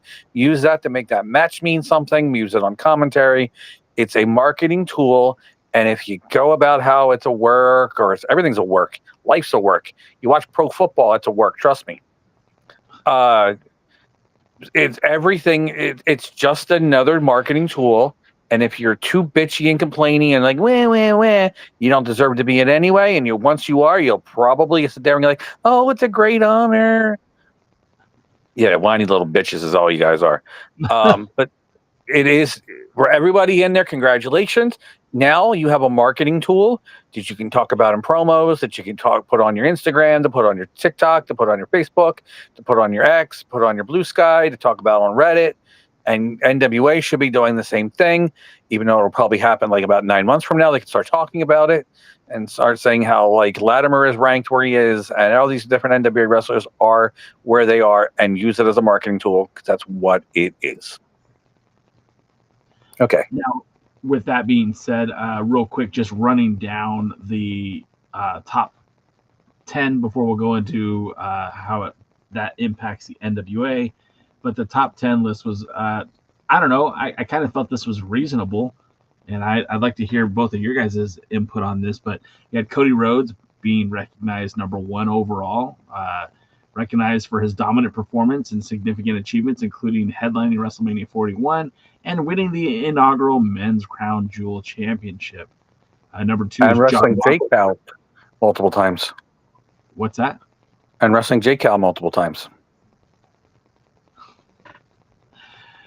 Next, you have John Moxley. For those of you who didn't follow, he's calling me Kevin Owens or Kevin Owens Jake Cal. I don't know anymore. It's all kind of blends together. Number 2 is John Moxley. He's the AEW star, known for his reliability and strong performances throughout the year. I mean, he was also pretty much AEW world champion for most of the period, which was from August 1st, 2024 to July 31st, 2025. Then you had Gunther, noted for his impressive in-ring ability and championship reigns. Hangman Adam Page, a prominent figure in AEW, known for his compelling storylines and matches. Yeah. Hiroki Goto, a respected wrestler in New Japan Pro Wrestling. Jey Uso, a key player in the WWE, recognized for his contributions to tag team wrestling. He's also world champion for a little bit there too, don't you know? Swerve Strickland, gaining recognition for his performances in AEW. I'd also say Swerve was AEW world champion for a little bit there too. Mystico, who has been really kind of reinvented himself since returning to CMLL and has been kind of a bright spot for that company. And then number 10, Will Ospreay. Again, most of his time in AEW was after the PWI criteria, but Ospreay had some great matches in New Japan Pro Wrestling as well as his time in AEW. So that's your top 10 from the Pro Wrestling Illustrated. But Jaden went through an extensive list of wrestlers. He found all of the NWA Pro Wrestling Illustrated wrestlers. And unless you guys have something you want to talk about on the top 10, I'll start listing the NWA wrestlers who made the top 500. No, but if you can do it from the bottom up. Oh, let's see if I can. We'll try. The opposite order that you got it, probably. Or probably the order you got it. I don't know how I sent it to you. I have to go backwards, but that's okay. Coming in at number 478, Joe Ocasio, 15 years wrestling. They call the notes on him is a jacked Long Islander, defeated Luke Ashroff last September for the vacant Italian Wrestling Association International title. He triumphed in several defenses of said championship, vied for the NWA World Heavyweight Junior Heavyweight Championship. He's a 2-time CEP Heavyweight Champion and also scored single wins on Wrestling Open broadcasts. So Joe Ocasio, number 478. Sam Stackhouse, the would-be tag team partner for Eric Smalls, number 408. His hometown is Tulsa, Oklahoma. Has held multiple titles in his hometown state: Buzzsaw Championship Wrestling, Empire Championship Wrestling, and also captured the Mid-States Wrestling Missouri title. Showed heart in the losing efforts for Game Changer Wrestling. Recorded wins over Brian Johnson, Aaron Mercer. Competed for the Juggalo Championship Wrestling as Mr. Happy. And, of course, tag team aficionado, teaming with Eric Smalls at the Hard Times pay-per-view, signature live event. 396.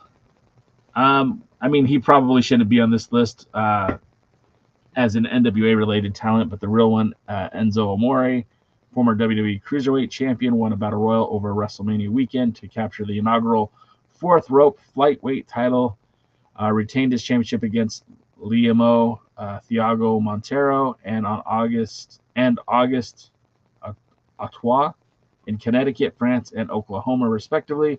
Also held the inaugural national title for Awesome Championship Wrestling and did the JOB for Carson Drake earlier in the year, too. That's the NWA relevancy. Number 387, the Man Beast Rhino, 30 years in the business. He competed at Maple Leaf Pro, defeating Raj Singh. He defeated the one called Manders at DEAN. His AEW debut, he challenged Nick Wayne for the ROH TV title. Held multiple championships in his home state of Michigan, and then most recently challenged for the World's Heavyweight Championship at the Crockett Cup. Number 376 is a name that makes me feel good to read. Jeremiah Plunkett, 20 years in the industry. His hometown of Tater Peeler, Tennessee. The veteran makes the PWI 500 debut as a proud representative of the NWA.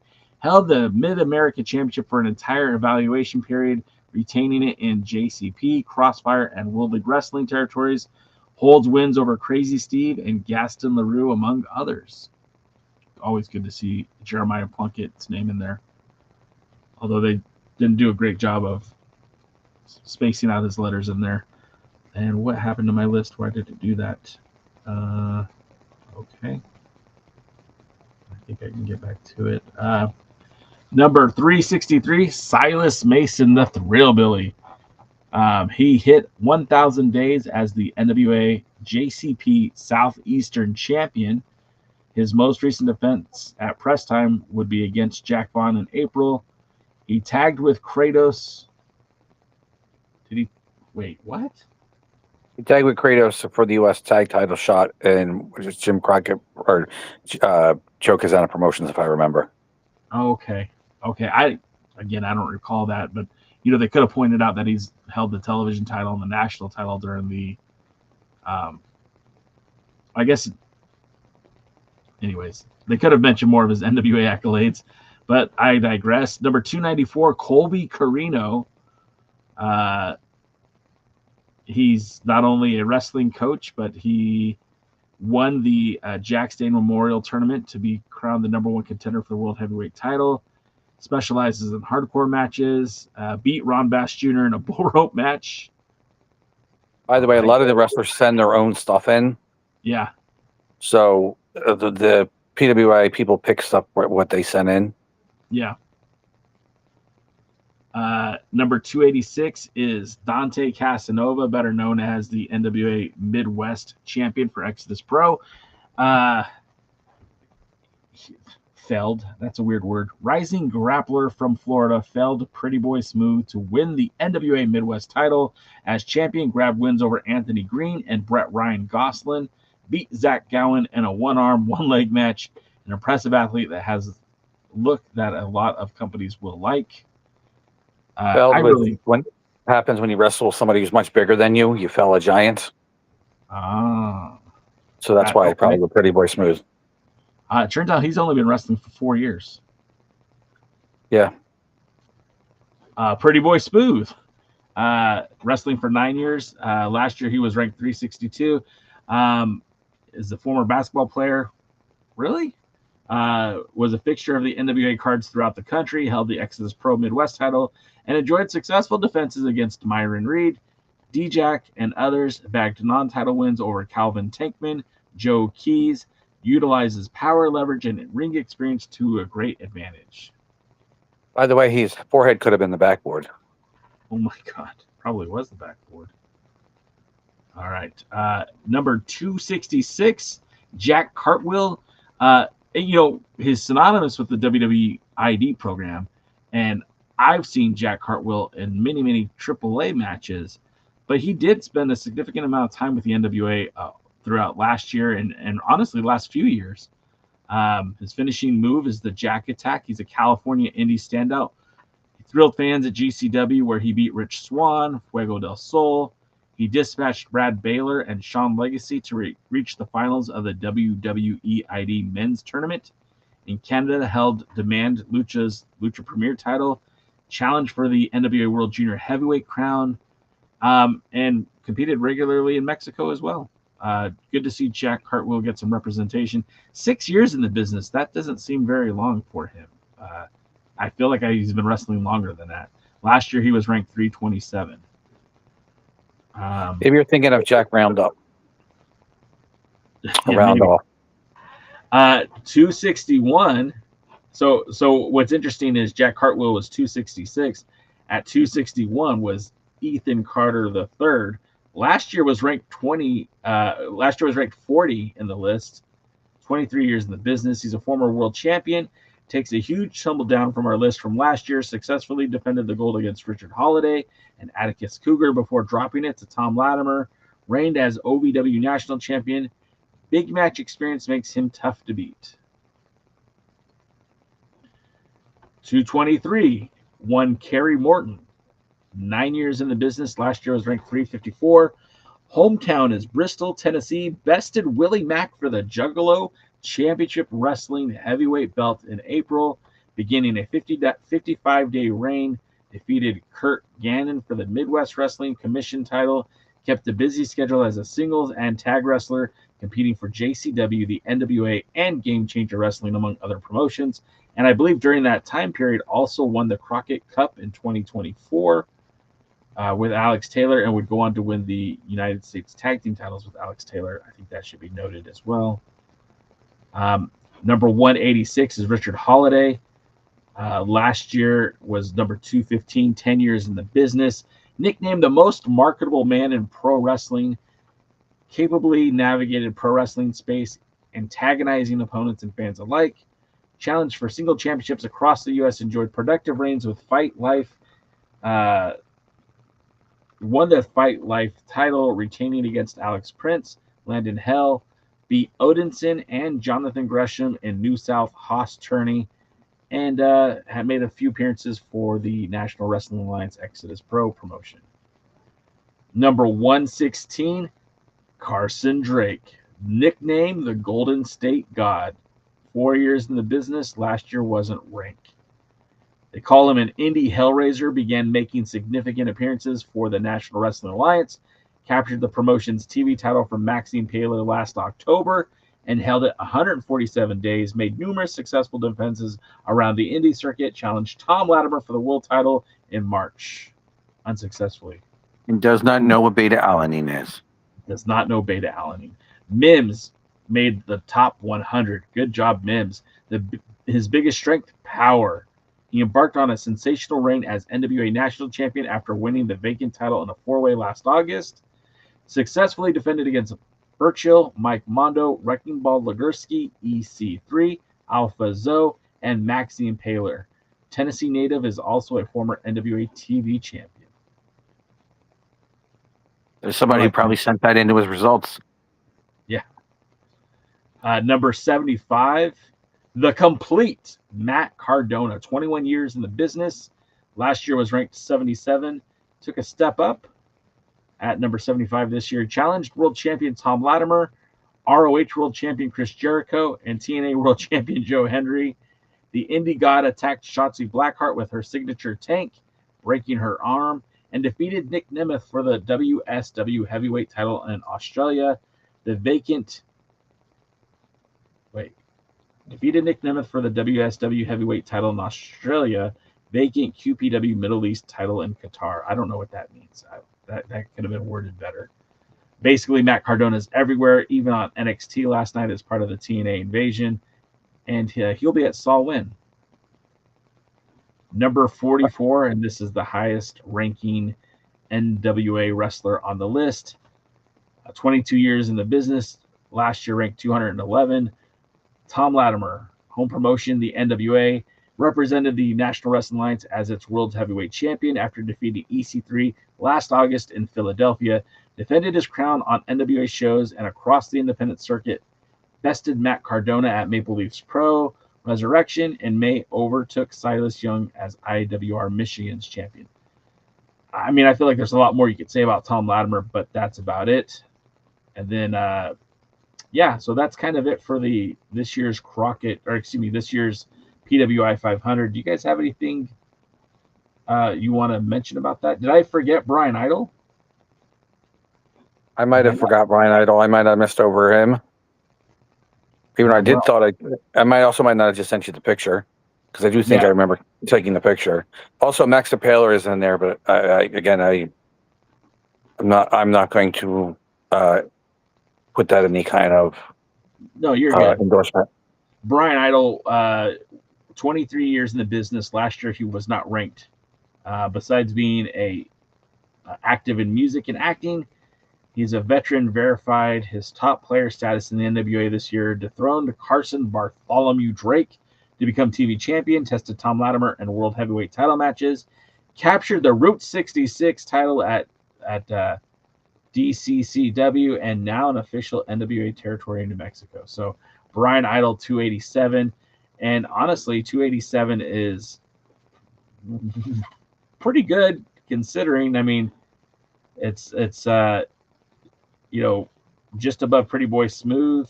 Oh no, we did do Brian Idol, or maybe I skipped it. I don't know. Right after, yeah, I think I did skip it. I see it now, but I mean, I feel like that's quote unquote accidentally. Yeah. Well, the thing about forgetting Brian Idol is, I wish I could forget him a lot more than I do. What do you guys think of the rankings? DK, what did you think of the rankings? You got to see the list. What are your thoughts? Can I be honest? Yeah, you can be 100% honest. That's what we do here. No. 100% care less about the PWA Top 500. I mean, can't even say the name right. That's how much he cares. Yeah, that's how much I care. I don't care what the name is. We saw where some of the people fell in relation to others, and EC3's dramatic drop and everything. It's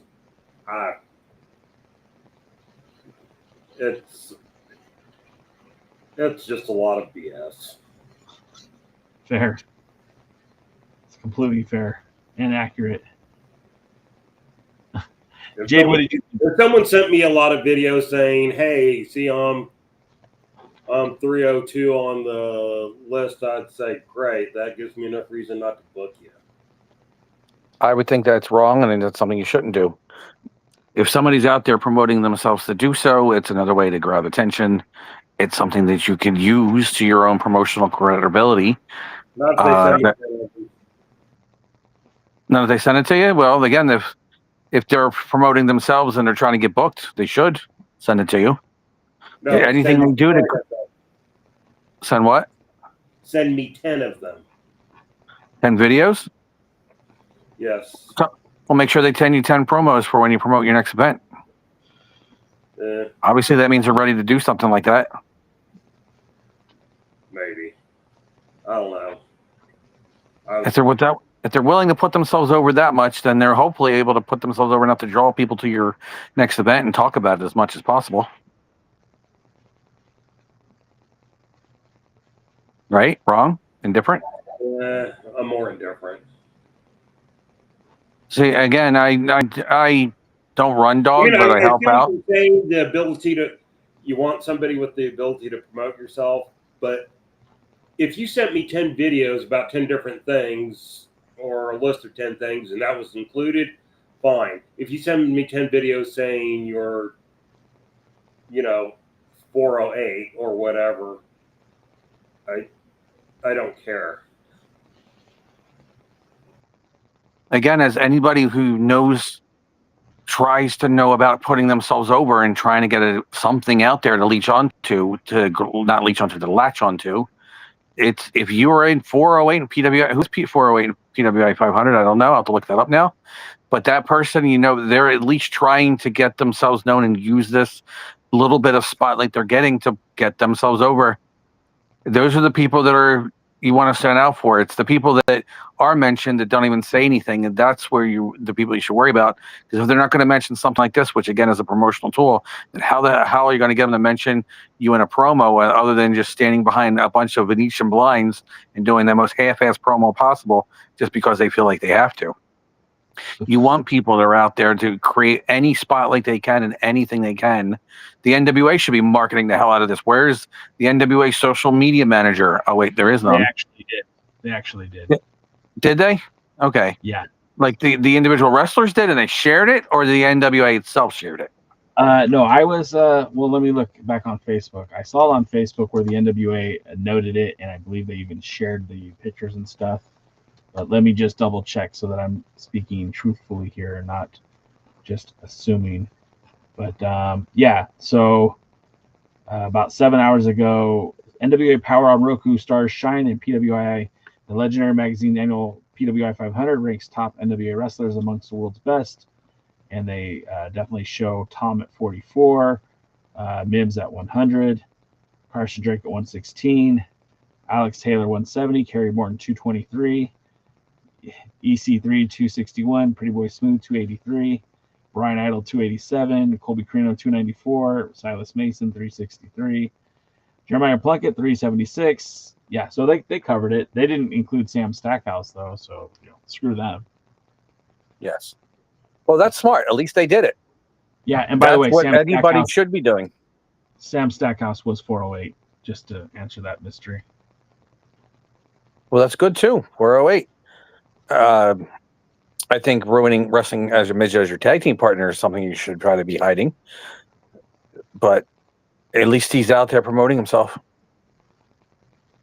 Yeah, I agree. All right, so then, I mean, is there anything you guys want to talk more about in terms of that? You good? No, I'm glad that if you're in that 500, promote yourself as much as possible, but whatever you do, don't use that as an excuse to raise your fee. Okay. Well, with that being said, the other thing that I think we should at least acknowledge is they have been listing some of the matches that are coming up for the Crockett Cup. We know about Rich Swann challenging Brian Idol for the TV title. We also have, we got a graphic for it. Look at that. We also know that one of the matches that I think we're all excited about is Trevor Murdoch taking on Hammerstone. They also recently announced that Shotzi Blackheart was going to be involved with the show. We did get this match announcement that will have the team of BFT taking on the Immortals. The Immortals are the World Tag Team Champions, so it's probably safe to bet that this is going to be a World Tag Team title match. But they did announce a few other things that caught my interest this week too. Of course, I do want to point out that they announced another tag team coming to the NWA. We haven't seen them in a while. Former women's tag team champions, the Hex. And there we go, Marty Bell.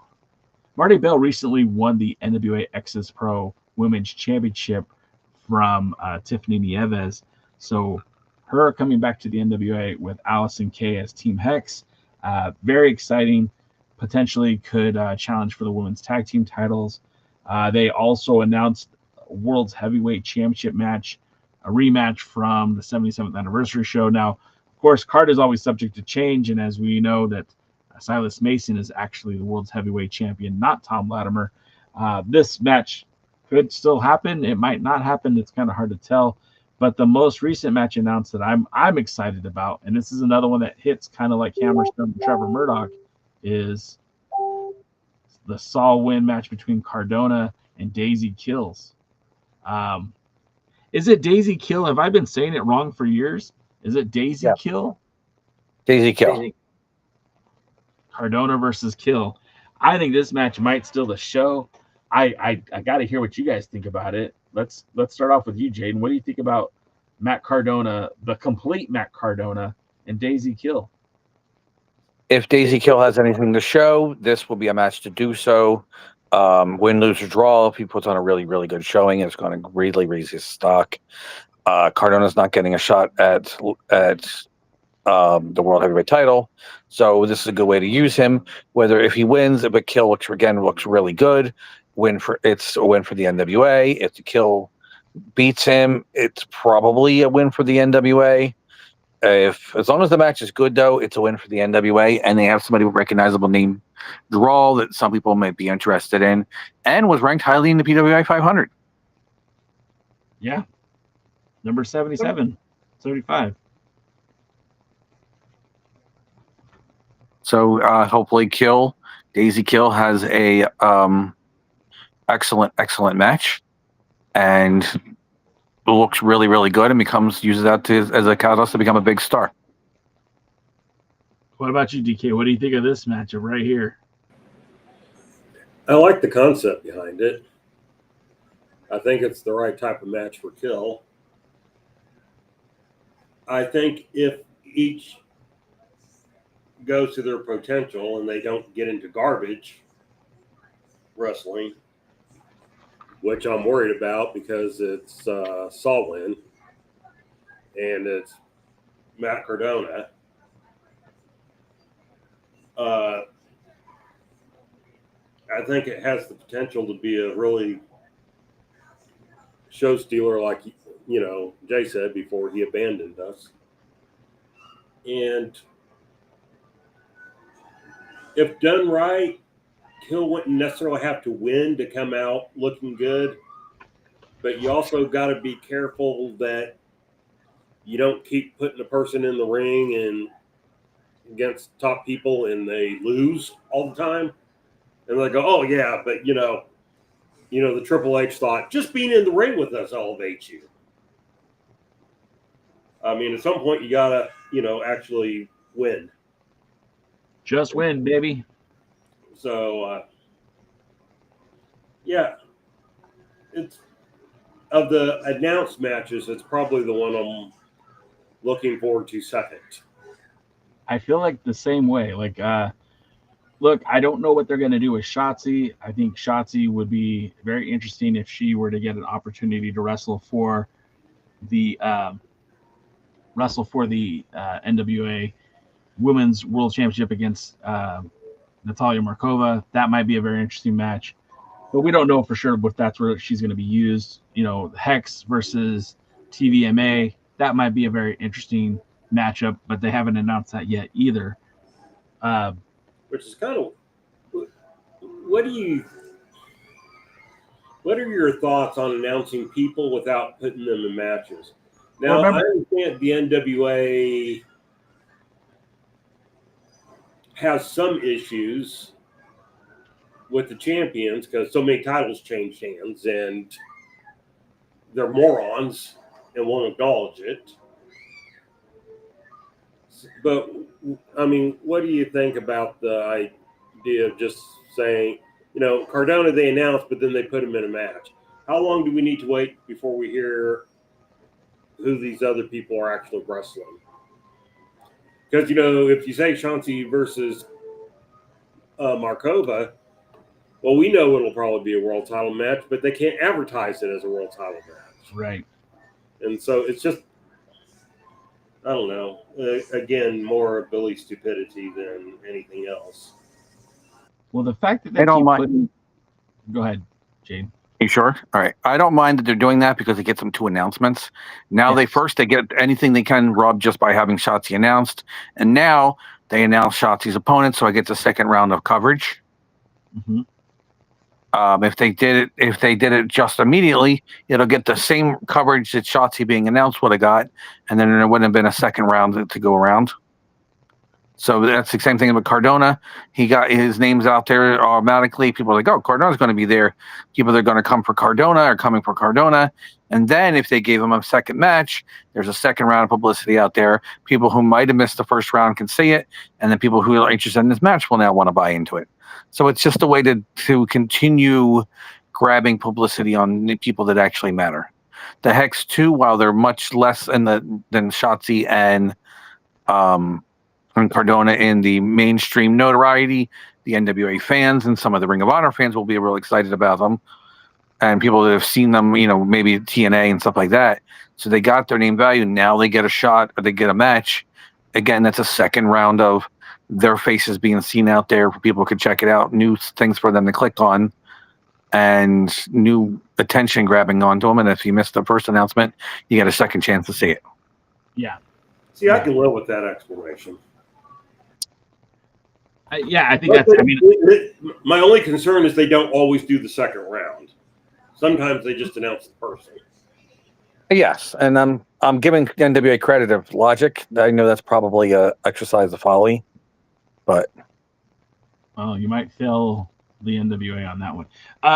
I'll say this though, just looking at the card that they've put together so far, I kind of feel like they've heard some of our gripes and complaints about the NWA.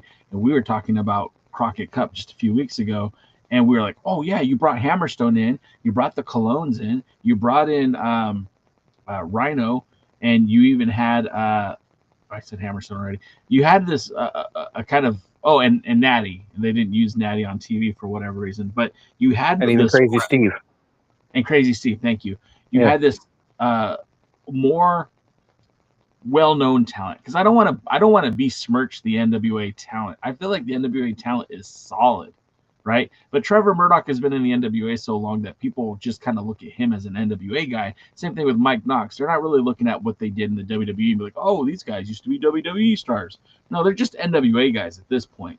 So when you bring in somebody like Matt Cardona, who we just saw, like, obviously this isn't when they booked him, but he just appeared on NXT TV representing TNA. He's been wrestling for TNA quite regularly. And now Cardona is going to be a part of Saw Win. That dude's been seen on WWE programming just a few days ago. I think that's kind of interesting. And then on top of that, then we have, with Shotzi. I mean, she just got released from WWE, I think, earlier this year. I don't think it was that long ago. And then on top of that, they made the announcement for Hex. They're not top tier talent, but of course they, for long-term NWA fans, they were the first women's tag team champions of this era.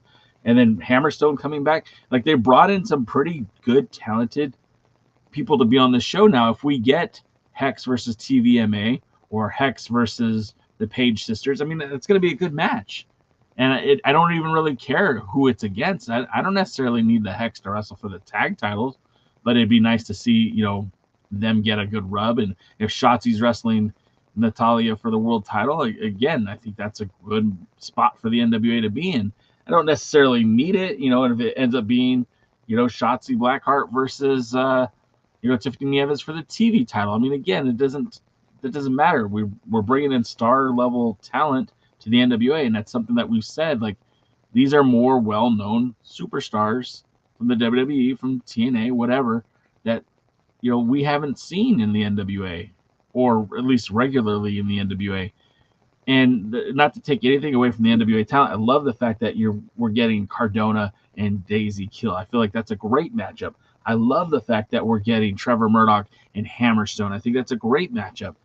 And I can't wait to see, they brought in Rich Swann. He's taking on Brian Idol. I mean, I feel like they're doing a good job of blending the talent with established NWA guys with, stars that are going to bring a bigger spotlight to the National Wrestling Alliance. So for me, I'm excited, man. I think Saw Win is going to be a very important pay-per-view for the NWA, and I think it's going to be a signature live event for the NWA because it is just a TV taping. But I feel like this is a good step for them, and I can't wait to see it when it does make its way to Roku. And if I'm not mistaken, I know they did it with Hammerstone. They might have done it with Swan too, where they announced them before they announced their match. Yeah. So they at least are showing a pattern of doing what we was telling them to do to maximize them and get as much publicity out of them as possible by promoting first and then the match they have. I agree. You concur? I do concur. DK, do you have anything you want to add to that? No. That's fair. I missed a bunch of comments, so I'm going to throw those up right now. James H. Jackson did point out that the United Wrestling Network has been putting on some fire shows lately. Recently, they crowned new tag team champions Slice, Boogie, and Danny Limelight, reuniting as 5150 just won the United Wrestling Network tag team titles. That's pretty cool. And then James H. Jackson also said, the thing that matters is fix the taping schedule. We are all getting new exciting talent. Now we need to get to the content to the fans sooner rather than later, much, much later. We can't see these matches months after they're taped. You got to strike while the iron is hot. And James, I think the three of us are in agreement with you on that one. I don't feel like this taping schedule benefits anybody at this point. I think the NWA, all the momentum that they're building for these shows kind of goes out the window because it's 3 months later before we see it. And if the taping schedule aligns with how it has in the past, we're not going to see Saul win until Christmas time. It's like the nightmare before Christmas. I'm curious about something. Oh, last year they took the Christmas tree to Saul Win because they knew that's when it was going to be showing. Yeah, I'm sure we'll see that again this year. But this brings me to a question, or maybe a rhetorical question that you guys can answer. I have heard in more than one place, an interview and suggestion that even the NWA doesn't like the fact that they're so far behind. But they're doing nothing to catch up. Yeah. I mean, it's like I don't believe them when they say, yeah, we know that it's a problem, we need to do something about it, and then you don't do anything about it. But, that's like saying, well, I know there's a hole in my shoe, and that's why my sock keeps getting wet in the rain, and I need to take care of that. And then you catch a cold 6 months later because you still haven't fixed your shoe. Right. At some point, you take December off, take January off, take something off. Stop recording new stuff. And, stop recording new stuff and catch up.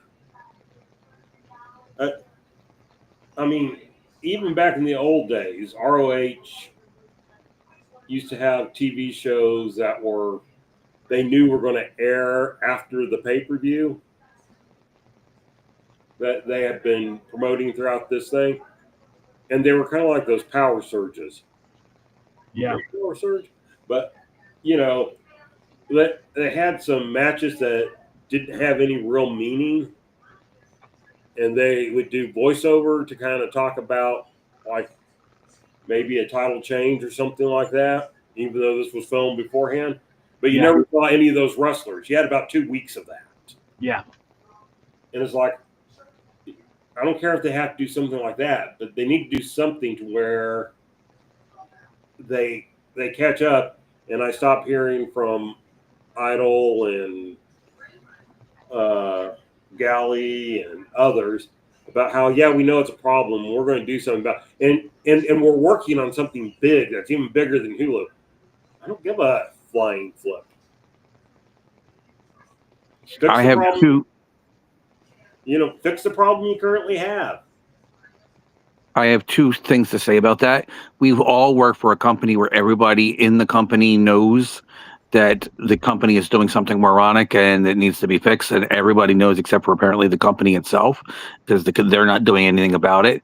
Things that can cost them money that it can be fixed, and you know the people with experience know how to fix it, but the people in charge, they completely ignore it because they are in charge and they are oblivious to what's going out in the real life, and then get all surprised that everything you've been saying all along comes true.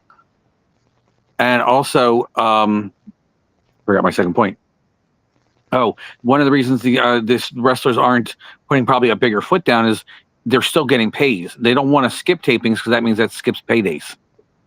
Yeah. So if they're going to do that, they should just turn those tapings into internet pay-per-views or special attraction on Roku or on Facebook or on Instagram or on TikTok or on Twitch or somewhere, where they just need to maybe just, instead of putting that as a TV taping, they use that more as another way to attract it, or just maybe add another show and just kind of whittle down some of that footage quicker.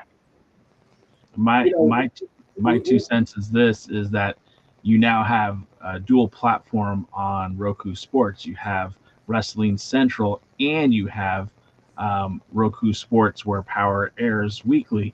I think that the whole idea of the signature live event being a TV taping is ludicrous and should be that you should stop that.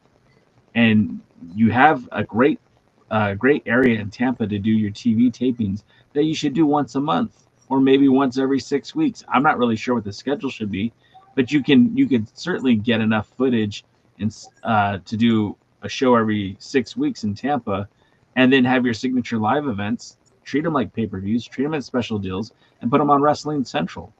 And like, again, you're still filming the same amount that you were. Maybe you're doing a little bit more Tampa TV, but at the same time, like, you don't have to bring everyone in for the Tampa TV. You bring in, that's your TV show, that's your core show. And then the signature live events are when you bring in guys like Matt Cardona, you bring in guys like Hammerstone, you bring in guys like Shotzi Blackheart Girl.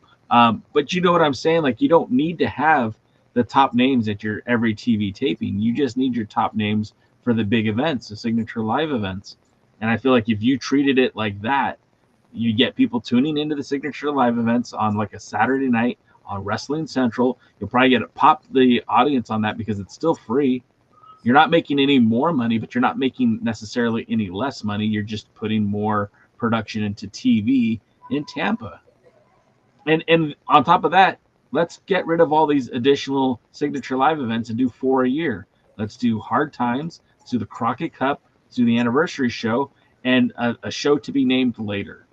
You got one in the fall, one in the summer, one in the spring, and one in the winter. That's it. That's all they need to do. It doesn't need to be overly complicated. We don't need Enough Said or a 312 pay-per-view or Always Ready. Like, we don't need 16 different pay-per-views. The NWA isn't there yet. Let's do 4 signature live events, make them Wrestling Central specials, and those replays, look, once it airs on Roku Sports and then you have it on demand for a while, if you want to parse it out to YouTube, you go right ahead. You'll make more money on that anyway. Not more, but additional money. That's my 2 cents on it. Here's another thing I'm going to say, too. If they do go to an actual taping schedule, they should, in my opinion, put that out there on, say, Roku, and then make sure there's always one match a week that shows up on YouTube that's a YouTube exclusive. They're kind of doing that right now. I know you're not following it as closely, but they have a YouTube weekly segment on Mondays, and they call it Into the Fire, and paying homage to the original theme song of Power. And it basically is a show that hypes up the next Power episode, but also has like a match that goes with it. Some of them are recent current matches, and I think some of them are never before seen matches. And I think that's also a brilliant strategy too, because now you might be enticing some of these YouTube audience members to trek over to Roku to see the entire show. In the meantime, in a couple months, you could parse the matches that are happening on Roku on Power as well. Like, there is no reason why they can't do both. And the benefit to it is they could do a recap of what happened on Power, promote the next Power, then have a single match, have it recorded at these tapings now so they could be more consistent, so they could see a Daisy Kill getting a nice win, or Daisy Kill gets a win on this on YouTube. Next week he's wrestling against Matt Cardona at Samhain, or this person's getting a shot at the TV title. So they're going to have a match right now to get them ready for that as a nice warm up. We're going to put it on there, and then you're going to see them again next week against Carson Bartholomew Drake or Brian Idol or whoever, whatever, and whenever. Yeah, you know, to quote Shakira. It doesn't. Oh, shit, your hips don't lie. It doesn't have to be overly convoluted. It doesn't have to be overly complicated. It's literally just, let's go, man. The content's there. Just produce it in a different way. You know. Well, I guess where I get lost is obviously it's not as simple as we're saying. Sure. And the reason I'm saying obviously it's not as simple as we're saying is because it's not being done. And I don't think it's not being done just because Billy's not doing it. I mean, obviously there are other things going on. There's cost and blah this and blah that. Sure. I mean, look, I'd be willing for them to have 6 Signature Live events, 1 every other month. You can do 2 days of tapings to build up to it. And, because that would give you about 4 or 5 weeks and something like that. But I don't know what needs to be done to negotiate out, hey, we're going to put, it would actually shrink down the Signature Live events in time because you could just do them for 2.5, 3 hours instead of 10 hours of TV time. Yeah. And so I don't know what needs to be done, what's needed by the NWA to negotiate to do something like that. What they need to do to where Billy feels it's to his advantage to have that. I mean, right now, MLW does somewhere between 11 to 13 shows a year, and they're putting all their shows on YouTube.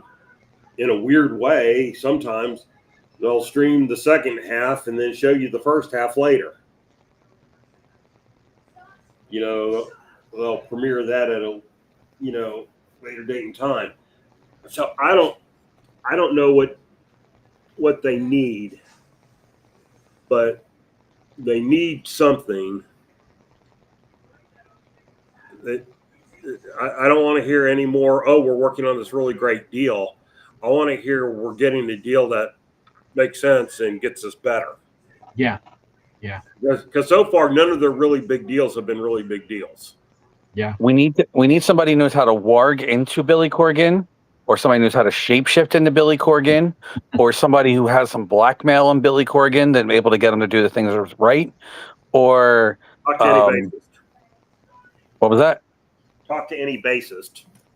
Well, no, that's not blackmail. They're the ones that get blackballed. There's a difference. Oh. And anyway, but Billy. By the way, Billy. Stop saying you're a bassist. I like you. I don't want you to get just thrown away because you're a bass player and fired and blackballed. But they need somebody just to be able to find a way to control Billy Corgan with hypnosis.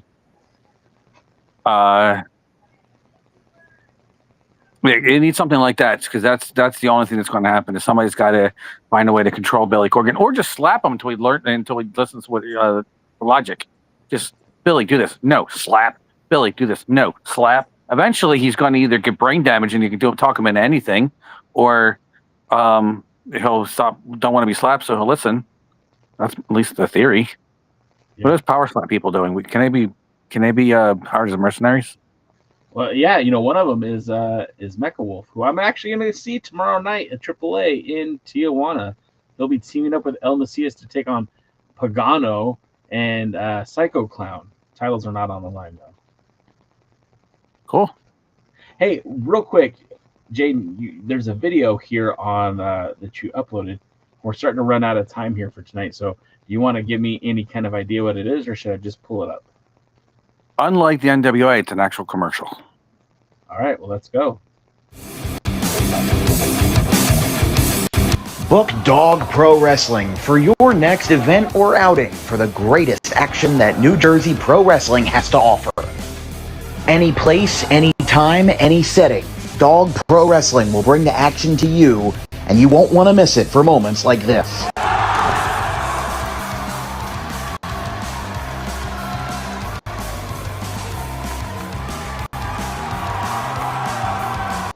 But don't just take it from me. Take it from Max Mundo, the Dog Pro Wrestling ambassador.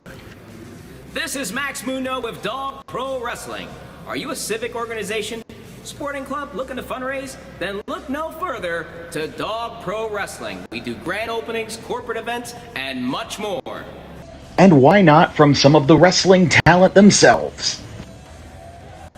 I'm Vinny the Fixer, and I'm the champion of Dog Professional Wrestling. If you want to book the best, come see us. We're the cream of the crop. We'll come to any fundraiser you can think of. Just name the place, and we'll show up. This is the upstanding Dylan Mesh, and for the entirety of my professional wrestling career, dog wrestling has been a mainstay for where I like to wrestle. So you can believe me when I say that it is quality. And I'm upstanding. I'm the only opinion you need. Yeah! It's your boy Gabriel Hodder here with my man Matthew Oman, and if you want your events to be all fight, no flight, then book Dog Wrestling so you can witness true primal fear. Woo!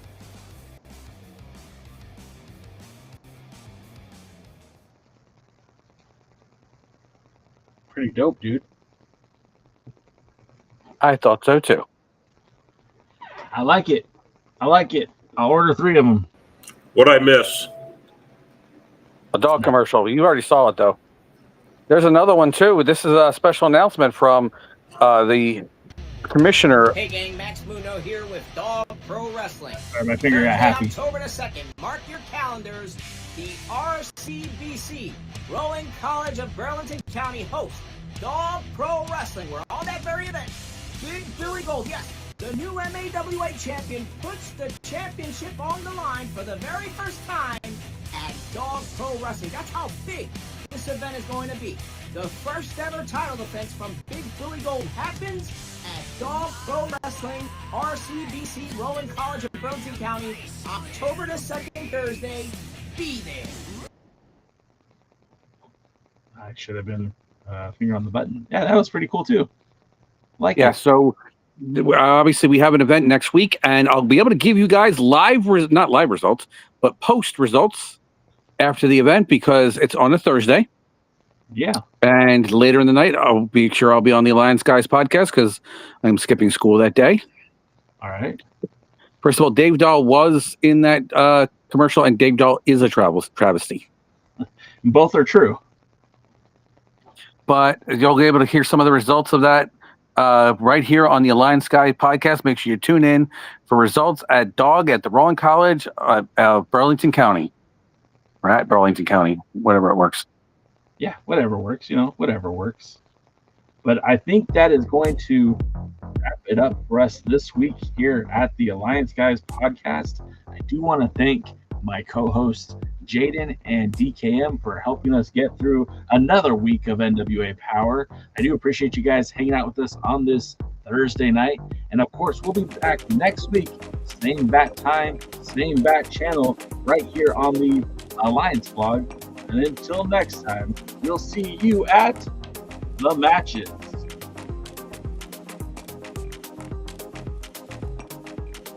Thank you for tuning in to the Alliance Blog Podcast, a presentation of Alliance-Wrestling.com, your number one source for news and information for the National Wrestling Alliance. Tune in next week and we'll give you more NWA talk. Until next time,